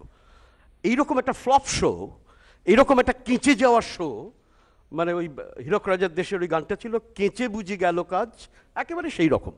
সেই জায়গা থেকে ওদের অবস্থাটা আজকে, যার জন্য সায়ন্তনবাবুর বক্তৃতা শুনে বুঝতে পেরেছেন একটু রেপ্লিকা, দিল্লির রেপ্লিকা হিসেবে আপনারা বুঝতে পারছেন কি প্রচণ্ড চিরবির করছে ওদের গা।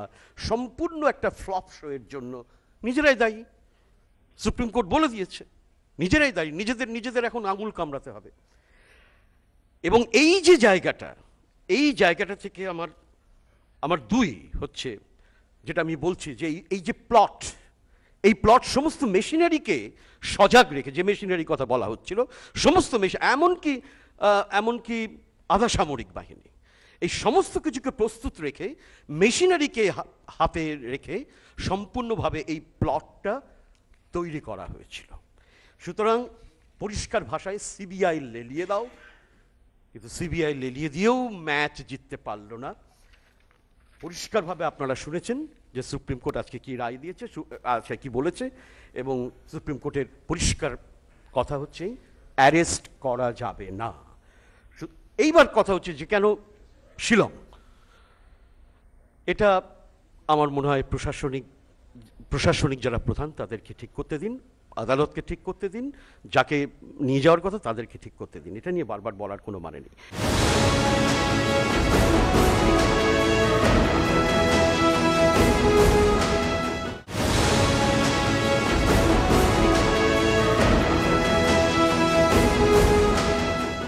তিন নম্বর প্রশ্ন হচ্ছে ফেডারেল স্ট্রাকচার। পরিষ্কারভাবে এটা আরো পরিষ্কার হয়ে গেল যে ফেডারেল স্ট্রাকচার সাধারণ মানুষ তো বোঝে না। দিল্লি, কলকাতা যদি ধরা হয়, তাহলে কি কলকাতার যে প্রশাসন আছে, কলকাতার যে একেবারে ওপরতলা আছে, সেটাকে ভেঙে দাও, সেটাকে ক্রাশ করো, সেটাকে ধরো, সেটাকে ঘিরে ফেলো, সেটাকে মারো, সেটাকে তুলে আনো, প্রশাসন ভেঙে যাবে। প্রশাসন যদি ভেঙে যায়, সবচেয়ে সুবিধা কাজ যেটা করে থাকে ওরা সারা ভারতবর্ষ জুড়ে 2001 সাল থেকে গুজরাট থেকে শুরু করে, গোজরা থেকে শুরু করে সমস্ত জায়গায় যা যা করে এসেছে, মানুষকে পুড়িয়ে এসেছে, মানুষকে খুন করে এসেছে, মানুষকে দাঙ্গা করেছে। এখন গত 4 বছর ধরে আপনারা দেখছেন লেখকদের খুন করছে, সাংবাদিকদের খুন করছে, গৌরী লঙ্কেশকে, পেরুমলকে লিখতে দিচ্ছে না, কত লেখককে বন্ধ করে দিয়েছে, তারা কেউ অন্যরকম কথা বলতে পারবে না। সুতরাং এটা তো পরিষ্কার মেশিনারি ইউজ করছে, এবং কিভাবে, এবং এটা করতে করতে যদি এই প্রশাসনিক সংকট তৈরি করা যায়, তাহলে দাঙ্গাটা হবে। আর দাঙ্গাটা যদি করা যায়, তার পরের কথা সরাসরি দাঙ্গার আগে এবং দাঙ্গার পরে অবশ্যই তারা চাইবে 356 করে চিৎকার করে, আরে বাবা 356 পরে এরপর 656 চাইবে, 756 চাইবে, 856 চাইবে, 956 চাইবে, আমি জানি না কোথায় গিয়ে থামবে। আমার পরিষ্কার কথা হলো যে সিবিআই লেলিয়ে দিয়ে হবে না, সত্য বেরোবে। যেটাকে ম্যানুফ্যাকচার করা হচ্ছে, যেভাবে হিস্ট্রি ম্যানুফ্যাকচার করেন ওরা, এটা সারা দেশের মানুষ জানে, সারা বিদেশের যারা স্কলার তারা জানেন কিভাবে হিস্ট্রি ম্যানুফ্যাকচার করে। সিবিআই এর সামনে যে সত্য, সেই সত্যটা ম্যানুফ্যাকচার, এবং এটা সম্পূর্ণ পোস্ট ট্রুথ। এই ভয়ঙ্কর এই জায়গাটাকে আমাদের সামনে তৈরি করে দেওয়া হয়েছে। এই যে নতুন যে এরা অফ পোস্ট ট্রুথ, মিথ্যেকে বারবার ম্যানুফ্যাকচার করা সত্য হিসেবে, এটাই তো সামনে নিয়ে আসা হচ্ছে। এই জায়গা থেকেই একটা ভয়ঙ্কর পরিস্থিতি তৈরি হয়েছে, যেটাকে আমরা সাংবিধানিক সংকট, এবং যেটা শুরুতে সুমন আমাদের মাননীয় সঞ্চালক বলেছিলেন অলিক কুনাট্য রঙ্গে। আমার কাছে মনে হয় এই অলিক কুনাট্য রঙ্গে তো সবাই আমরা বুঝি না। এটাকেই আমি বলি যে সম্পূর্ণভাবে এই যে নাটকটা দেখলেন, এই নাটকটা সম্পূর্ণ পরিকল্পনা করা হয়েছিল, ম্যানুফ্যাকচার করা হয়েছিল, কিন্তু সম্পূর্ণ ধপাস করে সেই নাটক পড়ে গেছে। আমি শেষ করব একটা 2 লাইনের ছড়া বলে, এবং এই 2 লাইনের ছড়াটা আমি 3 বার বলবো। 3 বার না বললে হবে না, এরা সবসময় 3 বার বলে। ছড়াটা কি? ঢপ মেরেছে अच्छे दिन, মোদি আউট, মমতা ইন। আবার বলছি, ঢপ মেরেছে अच्छे दिन, মোদি আউট, মমতা ইন। এবং শেষবার আবার বলছি, মোদি আউট, মমতা ইন। ধন্যবাদ। ধন্যবাদ সুবোধদার একটা শব্দ, নিঃসন্দেহে অন্য রাজনৈতিক আক্রমণের উত্তর অন্যরা দেবেন, কিন্তু একটা শব্দ আমার একটা রাজনৈতিক বিতর্কের কথা মনে পড়িয়ে দিল, আধা সামরিক বাহিনী। গত 6 মাসের ভারতবর্ষের রাজনৈতিক ইতিহাস যদি আপনারা দেখেন, তাহলে এই আধা সামরিক বাহিনী কিন্তু বারবার বিতর্কের কেন্দ্রে। কেন? সুপ্রিম কোর্ট বারবার বলেছে যে আধা সামরিক বাহিনীকে একমাত্র রাজ্যের অনুরোধে রাজ্য প্রশাসনের সহযোগিতায় মোতায়েন করতে হবে। আর গত কয়েক মাসে কংগ্রেস শাসিত কর্ণাটকের মন্ত্রী, আপনারা জানেন, DK শিবকুমার, তার বাড়িতে আয়কর হানা, গোটা বাড়ি ঘিরে ফেললো আধা সামরিক বাহিনী। তামিলনাড়ুতে মুখ্য সচিবের অফিসে হানা, CRPF মোতায়েন হলো। বিরোধীরা যেটা বলছেন সেটা সত্যাসত্য নিঃসন্দেহে আমার পরের বক্তা বলতে পারবেন, তার কারণ তিনি রাষ্ট্রবিজ্ঞান বিশেষজ্ঞ। কিন্তু বিরোধীরা বলছেন যে যুক্তরাষ্ট্রীয় কাঠামোয় এটা জোরালো আঘাত, এই অনুমতি না নিয়ে আধা সামরিক বাহিনীর মোতায়েন। আমার পরের বক্তা অমল মুখোপাধ্যায়। অমল বাবু নমস্কার। আমি দুঃখিত, বিচলিত যে আজকে এই যুক্তিতর্কর এই অনুষ্ঠানটিকে কার্যত অধিকাংশ মাননীয় অংশগ্রহণকারী তারা এটি রাজনৈতিক প্রচার মঞ্চে হিসেবে ব্যবহার করলেন।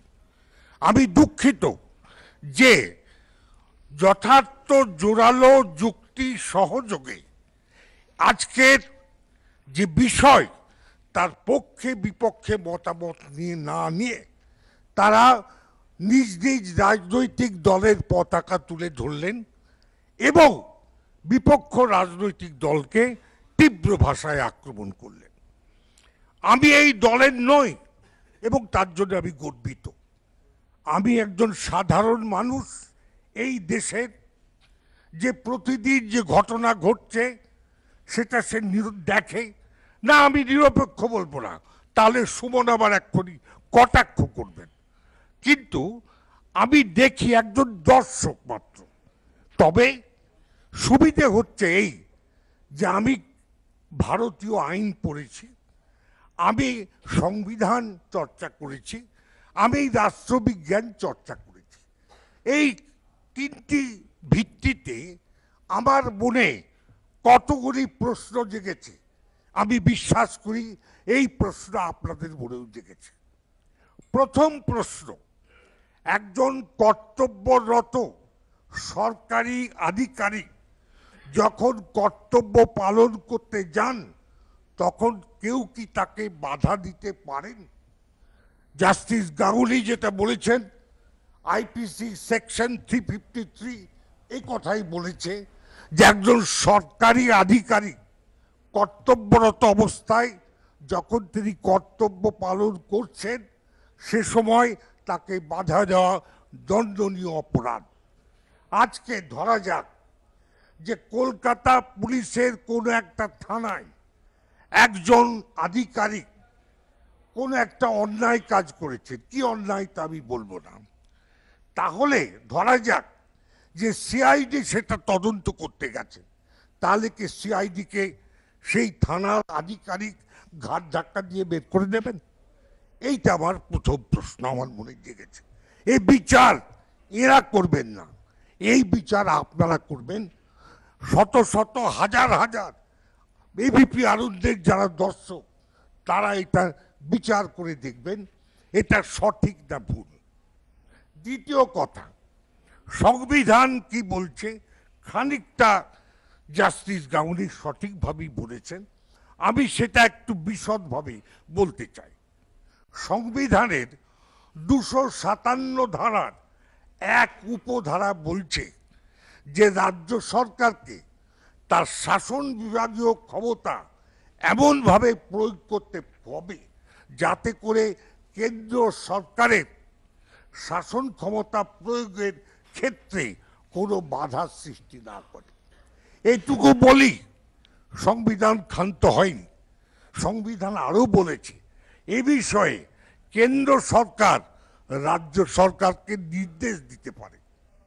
এখানেই শেষ নয়, সংবিধানের 365 ধারায় বলা হয়েছে যে যদি সংবিধান অনুযায়ী কেন্দ্র সরকার রাজ্য সরকারকে কোনো নির্দেশ দেন এবং সেই নির্দেশ যদি রাজ্য সরকার লঙ্ঘন করেন তাহলে ধরে নিতে হবে সেই রাজ্যে সাংবিধানিক অচলাবস্থা দেখা দিয়েছে।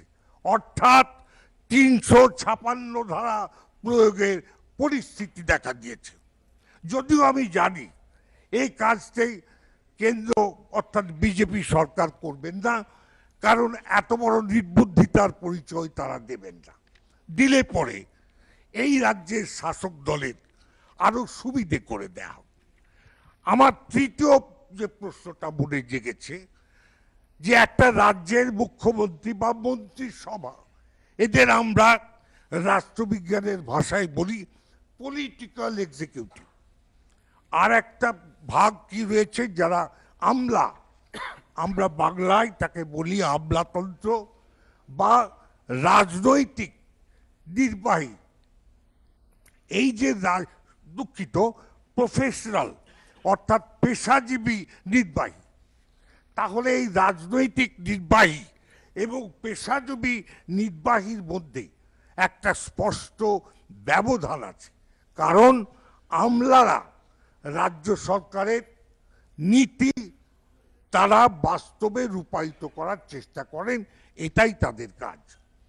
সেই প্রসঙ্গে আমার প্রশ্ন সাধারণ মানুষ হিসেবে উঠেছে এই, যে আমাদের রাজ্যের মুখ্যমন্ত্রী যে মুহূর্তে শুনলেন রাজীব কুমারের বাড়ির সামনে সিবিআই আধিকারিকরা দাঁড়িয়ে আছেন, সেই মুহূর্তে তিনি ছুটে রাজীব কুমারের বাড়িতে গেলেন কেন? একজন আধিকারিকের বাড়িতে যাওয়া এটা কি সঠিক কাজ? এইটা কি সঠিক প্রফেশনাল এথিক্স? এই প্রশ্ন আমার মনে জেগেছে। পরের প্রশ্ন এই, আমি যদি নির্দোষ হই, আমি যদি নিষ্পাপ হই, আমি যদি কোনো ধরনের অন্যায় না করে থাকি, তাহলে আমি ভয় পাবো কেন? এখানে সুজনবাবু বসে আছেন, তিনি সাক্ষ্য দেবেন বামফ্রন্ট আমলে আমি প্রেসিডেন্সি কলেজের অধ্যক্ষ থাকা সত্ত্বেও প্রতি সপ্তাহে বামফ্রন্টের তীব্র সমালোচনা করেছি, কিন্তু তার জন্যে বামফ্রন্ট কিছু করতে পারেননি। তার কারণ জানতেন আমার বিরুদ্ধে কিছু করা সম্ভব নয়। স্বীকার করুন, আপনারা নিষ্কলঙ্ক বলে মনে করেছিলেন বলি কিছু করেননি। তাহলে আজ যদি আমি নিরপরাধ হই, কেন আমি ভয় পাবো? আমি তো বরং আজ ধরুন আমার বাড়িতে কলকাতা পুলিশ যদি আসেন তদন্ত করার জন্য, আমি তো তাদের সাদরে আহ্বান করব, দরজা খুলে দেব, আলমারি খুলে দেব, বাক্স খুলে দেব, সব ভালো করে খুঁজে দেখুন, তন্ন তন্ন করে। যাবার সময় বলে যাবেন যে আপনারা কিছু পেলেন না। এই কথাটা আজকে পশ্চিমবঙ্গ সরকারের যে সমস্ত মন্ত্রীর বিরুদ্ধে নারদ কাণ্ডে অভিযোগ উঠেছে, যে সমস্ত আধিকারিকদের বিরুদ্ধে সারদা মামলায় অভিযোগ উঠেছে, তারা যদি সিবিআইয়ের সঙ্গে সহযোগিতা করে ধরা যাক রাজীব কুমার তার লাউডন স্ট্রিটের বাড়ির দরজা যদি খুলে দিয়ে নিজে এসে বলতেন, আরে আপনারা আসুন, আপনারা আমার বাড়িতে আসুন, বসুন, সব দেখুন, খুঁজে দেখুন তো কিছু পান কিনা, যেটাকে আমরা বলি যে একটা অত্যন্ত অভিযোগের সঙ্গে যুক্ত কোনো কিছু রয়েছে কিনা। যদি না পেয়ে থাকেন বলে যান পাননি, তাহলে কি হতো? তাহলে পশ্চিমবঙ্গ সরকারের তথা পশ্চিমবঙ্গের শাসক দলের ভাবমূর্তি অনেক বেশি উজ্জ্বল হতো। তার কারণ সিবিআই তদন্ত করে প্রমাণ করতে পারেনি যে এই সরকার এবং এই শাসক দল কোনো ধরনের দুর্নীতিতে লিপ্ত নন। তাহলে আমি একজন রাষ্ট্রবিজ্ঞানী হিসেবে বলছি 50 বছর এই তৃণমূলের শাসন পশ্চিমবঙ্গে পাকা হয়ে যেত।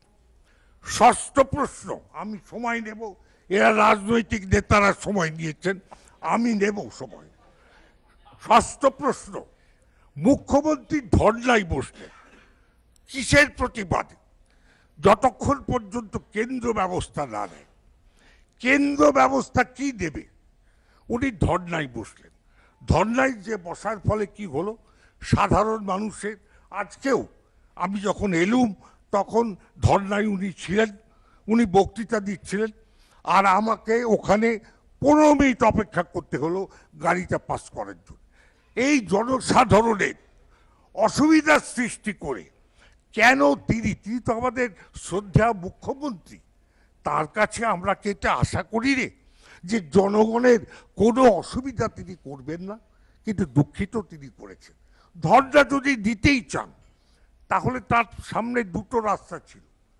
তার দলের যে সমস্ত পার্লামেন্টের সদস্য রয়েছেন তাদেরকে বলতে পারতেন তোমরা পার্লামেন্টে এই প্রশ্নটা বারবার করে তোলো, এবং তিনি নিজে যদি চাইতেন তিনি নর্থ ব্লক আর সাউথ ব্লকের মাঝখানে ধর্নায় যদি বসতেন তাহলে দেশ খুব বাহবা দিত যে একটা রাজ্যের মুখ্যমন্ত্রী দিল্লির নর্থ ব্লক সাউথ ব্লকের মাঝখানের রাজপথে বসে আছেন, খুবই ভালো হতো, কিন্তু সেটা হয়নি।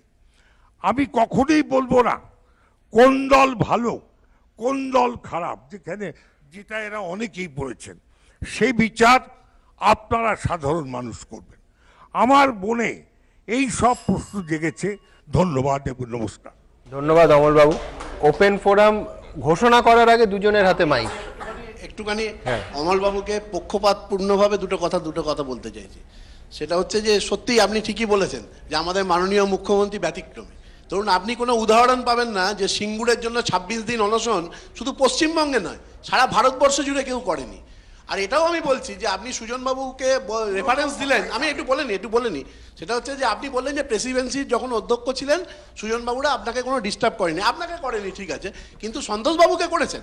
সন্তোষ ভট্টাচার্য 1985-86 সালে যিনি কলকাতা বিশ্ববিদ্যালয়ের ভাইস চ্যান্সেলর ছিলেন তাকে 100 মানে টানা 1 বছর বিশ্ববিদ্যালয়ে ঢুকতে দেননি। মানে সন্তোষবাবু যেখান দিয়ে ঢুকতেন তার সঙ্গে প্রেসিডেন্সির গেটের দূরত্ব খুব একটা বেশি না।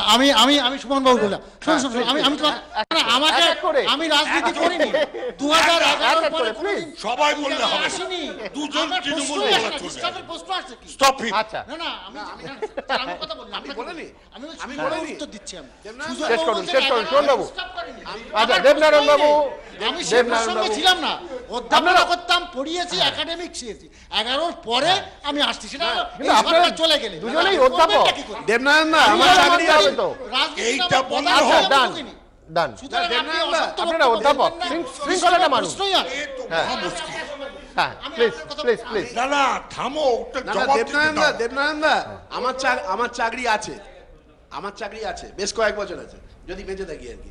আমি বলছি যে আমি একটু শ্রমিকদাকে একটু কথা বলতে চাই যে শ্রমিকদা লাস্টে বলেছিলেন না যে ভারতবর্ষের মানুষ কি চায়, যে মানে চেয়ার চায় না চাটাই চায়। ভারতবর্ষের মানুষ চাটাই চায়, কারণ আপনাদের আমলে ভারতবর্ষের 1% ধনীর সম্পদ বৃদ্ধি যদি 39% হয় খুব স্বাভাবিকভাবে ভারতবর্ষের মানুষ চাটাইকেই প্রেফার করবে। আর আরেকটা কথা বলি যে আপনি একটু বলুন তো যে আপনি তো বললেন গ্রেপ্তার একে ওকে তাকে কেন করা হলো না, কেন রাকেশ আস্তানাকে গ্রেপ্তার করা হলো না? কেন? বা ধরুন রাকেশ আস্তানার বাড়িতে যখন সিবিআই রেড হয় তখন আমাদের নিরাপত্তা উপদেষ্টা অজিত ডোভাল তিনি কেন ফোন করবেন? তার কি এখতিয়ার আছে? তিনি তার ফোনে কেন এটা বন্ধ হয়ে যাবে? আমি আরেকটা কথা বলে শেষ করব, সেটা হচ্ছে যে সোহরাবুদ্দিন শেখ ভুয়ো সংঘর্ষ মামলায় কেন বিচারককে বলতে হচ্ছে বলুন তো যে আমি অসহায়? সিবিআই এমন ভালো তদন্ত করেছে যে কোনো বিচার রাখেনি। অমিত শাহকে 2014 সালে ছাড়া করেছে, আর এই কদিন আগে 22 জন আরো যে নিরপেক্ষ তাদেরকেও বিনা প্রমাণে তাদের ছেড়ে দিতে বাধ্য হয়েছে। কোথায় ভারতবর্ষের বিচার ব্যবস্থাকে আর কোথায়? আমি এখানে যারা রাজনৈতিক দলের প্রতিনিধি আছেন, বিশেষ করে শাসক দলের প্রতিনিধি, তাদেরকে বলবো আমি যে সমস্ত প্রশ্ন উত্থাপন করেছি তার যুক্তিপূর্ণ জবাব দিন। কোন রকম ব্যক্তিগত আক্রমণ করবেন না। অবশ্যই ব্যক্তিগত আক্রমণ আপনারা আমাকে করতেও পারবেন, কেন আপনার মুখ্যমন্ত্রী আমাকে বলেছেন। আমার শুনে নিন, আপনারা শুনে রাখুন, ওদের মুখ্যমন্ত্রী আমাকে বলেছে, আমাকে শেষ করতে দিন, আমার কথাটা শেষ করতে। ওদের মুখ্যমন্ত্রীকে আমি বলেছি যে মমতা তুমি, আরে আমার কথাটা আমাকে এই আপনি রাষ্ট্রবিজ্ঞানের ছাত্র বলে 8বার বললেন, দাদা আপনার আপনার কথাতেই তো রাষ্ট্রবিজ্ঞানের প্রথম শর্ত লঙ্ঘন করছে। আমি ওদের মুখ্যমন্ত্রী, হোয়াট ইউ মিন? আপনি না, আপনি আগে নিজে একজন রাষ্ট্রবিজ্ঞানের ছাত্র বলে, আপনি রাষ্ট্রবিজ্ঞানের ছাত্র বলে 8 বার বলেছেন 5 মিনিটে।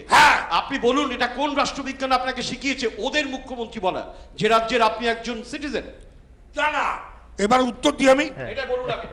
প্রথম যেটা বলছি, আপনি যদি মনে করেন যে ওদের, আমি ধরে বসে আছি, আমি খুব অন্যায় করেছি, আমি ক্ষমা প্রার্থনা করছি, কিন্তু মমতা বন্দ্যোপাধ্যায়কে যখন রাজভবনে আমি বলি যে তুমি তো আমার উপর খুব অসন্তুষ্ট কারণ আমি তোমাদের কঠোর সমালোচক, আপনাদের মুখ্যমন্ত্রী, এইটা আবার বলতে গেলি বলুন রাজ্যের মুখ্যমন্ত্রী, বেশ ঠিক আছে, রাজ্যের মুখ্যমন্ত্রী তিনি আমাকে উত্তর দেন, না না অমলদা আপনি সমালোচনা করবেন, এটা আমি কিচ্ছু মনে করি না। এই তারপরেও বলছেন না আমার মুখ্যমন্ত্রী। হ্যাঁ না না না সুমন, আমি সন্তোষ ভট্টাচার্যের প্রতি যে কলকাতা বিশ্ববিদ্যালয়ের কর্মী সংসদ যে আচরণ করেছিল আমি আদৌ তার সমর্থন করছি, তার বিরুদ্ধে আমি লিখেছিলাম। কিন্তু এ কথাটা বলতে হবে যে প্রেসিডেন্সি কলেজের অধ্যক্ষ হিসেবে যখন আমি 5টি এসএফআই এর ছাত্রকে হস্টেল থেকে রাস্টিকেট করে দিই তখনও কিন্তু সরকার আমাকে কিছু বলেন।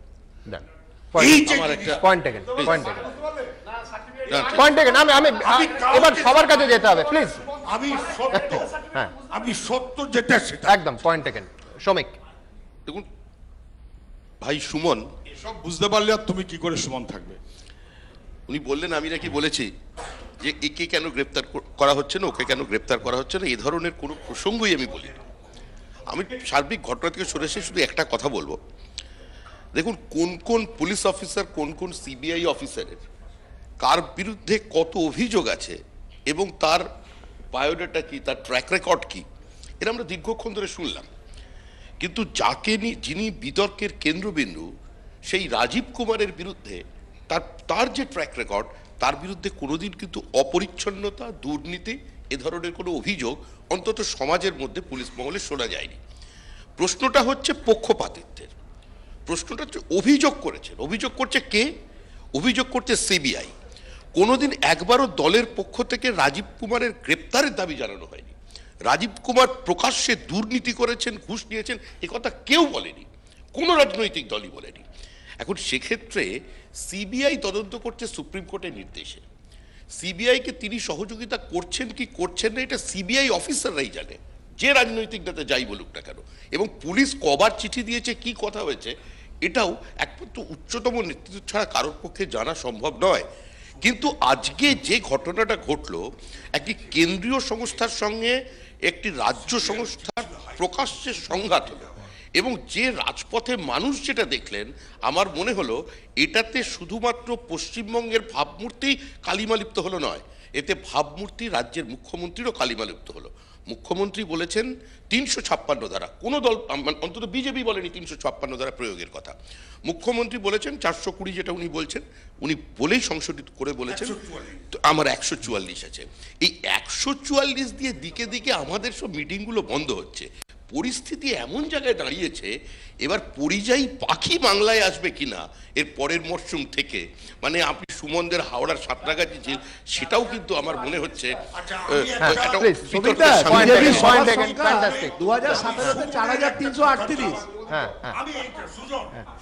সুমন একটা প্রশ্ন তুলেছেন, সেটার জবাব দেওয়ার দরকার। সুমন বলেছেন যে সিবিআই তারা এসব না করে তারা সুপ্রিম কোর্টে গেলে পারতেন যে আমাদের বাধা দেওয়া হচ্ছে। সুমন, আইনের ভাষায় নিয়মটা হচ্ছে এই, সুপ্রিম কোর্ট তদন্ত করার দায়িত্ব দিয়েছে সিবিআইকে, সিবিআই তার তদন্ত করবে। যদি কেউ তাতে আপত্তি জানান, onus lies on that person. আইনজ্ঞ অশোক গাঙ্গুলি এখানে বসে আছেন, বিচার আমি একটা লাইন শুধু বলবো, রাজীব কুমার একটা লাইন বলি শুধু। না, সবটাকে প্রশ্ন হচ্ছে সিবিআই গেছে করতে, এই অ্যারেস্ট করতে গেছে, এই কথাটা কারা রটাচ্ছে, কেন রটাচ্ছে? সিবিআই তো কখনো বলেনি আমরা অ্যারেস্ট করতে গেছি।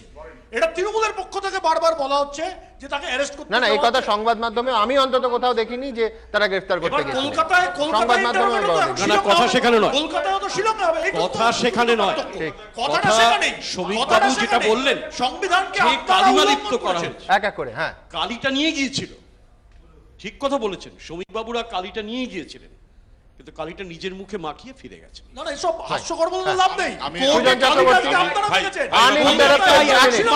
এটাই একমাত্র তথ্য, এটাই তথ্য এবং এটাই মেটাফর এবং তথ্য, এটাই কালিটা কার মুখে লিখে সুবোধবাবু, আমি যেটা বলতে চাইছিলাম, প্রথমত অমলবাবু একটা সত্যকে সামনে নিয়ে এসেছেন যেটা আমাদের সবার অ্যাপ্রিশিয়েট করা উচিত এবং সেই মনোভাবে সবার চলা উচিত।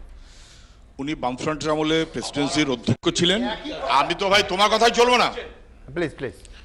তাতে উনি তখন অধ্যক্ষ ছিলেন। উনি আগেও অনেকবার বলেছেন বামফ্রন্টের বিরুদ্ধে উনি যেমন মনে হয়েছে তেমন লিখেছেন, কারণ সেটা বলার মতন লেখার মতন স্পেস তখন সরকার অ্যালাউ করত, যেটা আজকের দিনে অ্যালাউড না। নাম্বার 1, নাম্বার 2 আমি আমার রাজনৈতিক নাম্বার 2 এই অবস্থা ছিল। নাম্বার 2 এই অবস্থা ছিল।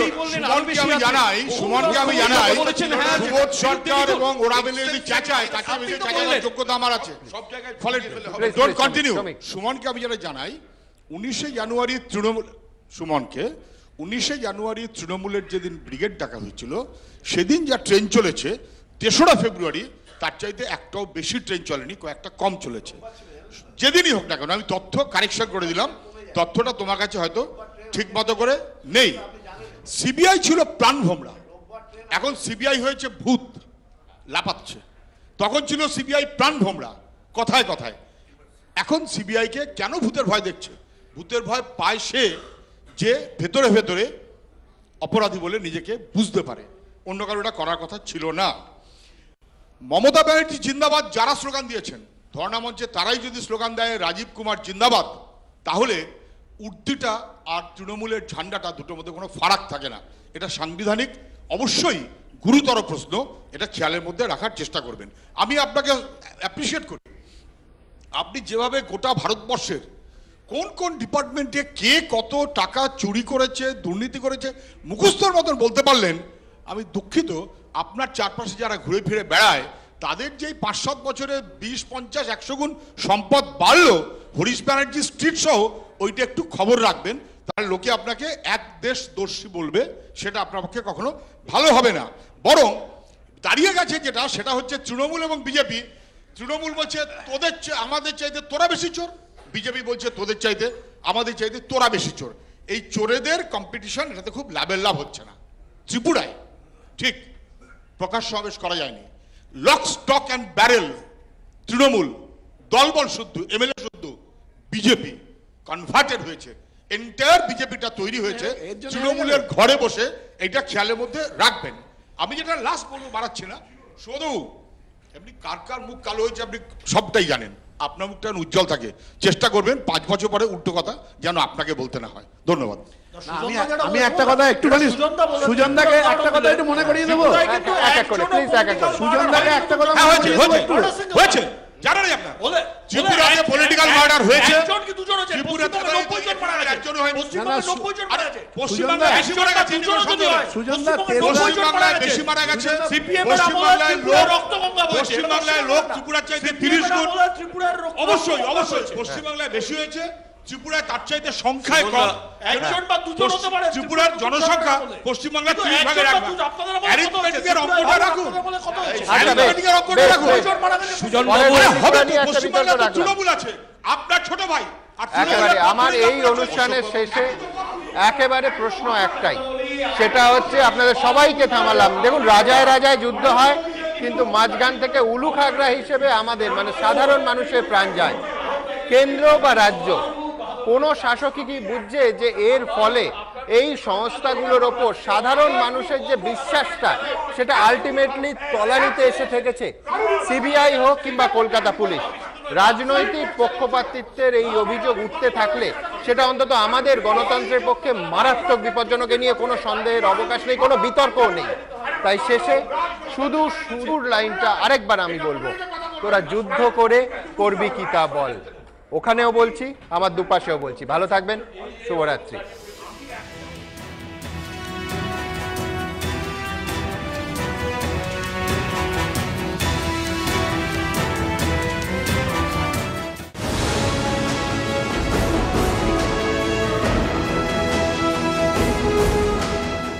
যুক্তিতক্ক নিবেদন করছে প্রাপ্তি ফ্যাশনস, বাংলার পরনে বাংলার পরানে, পাওয়ার্ড বাই ক্যাপ্টেন টিএমটি, ঘর কে আসলি তাকত, partner by Emami Double Bull cement, মজবুতি প্রত্যাশার চেয়ে বেশি।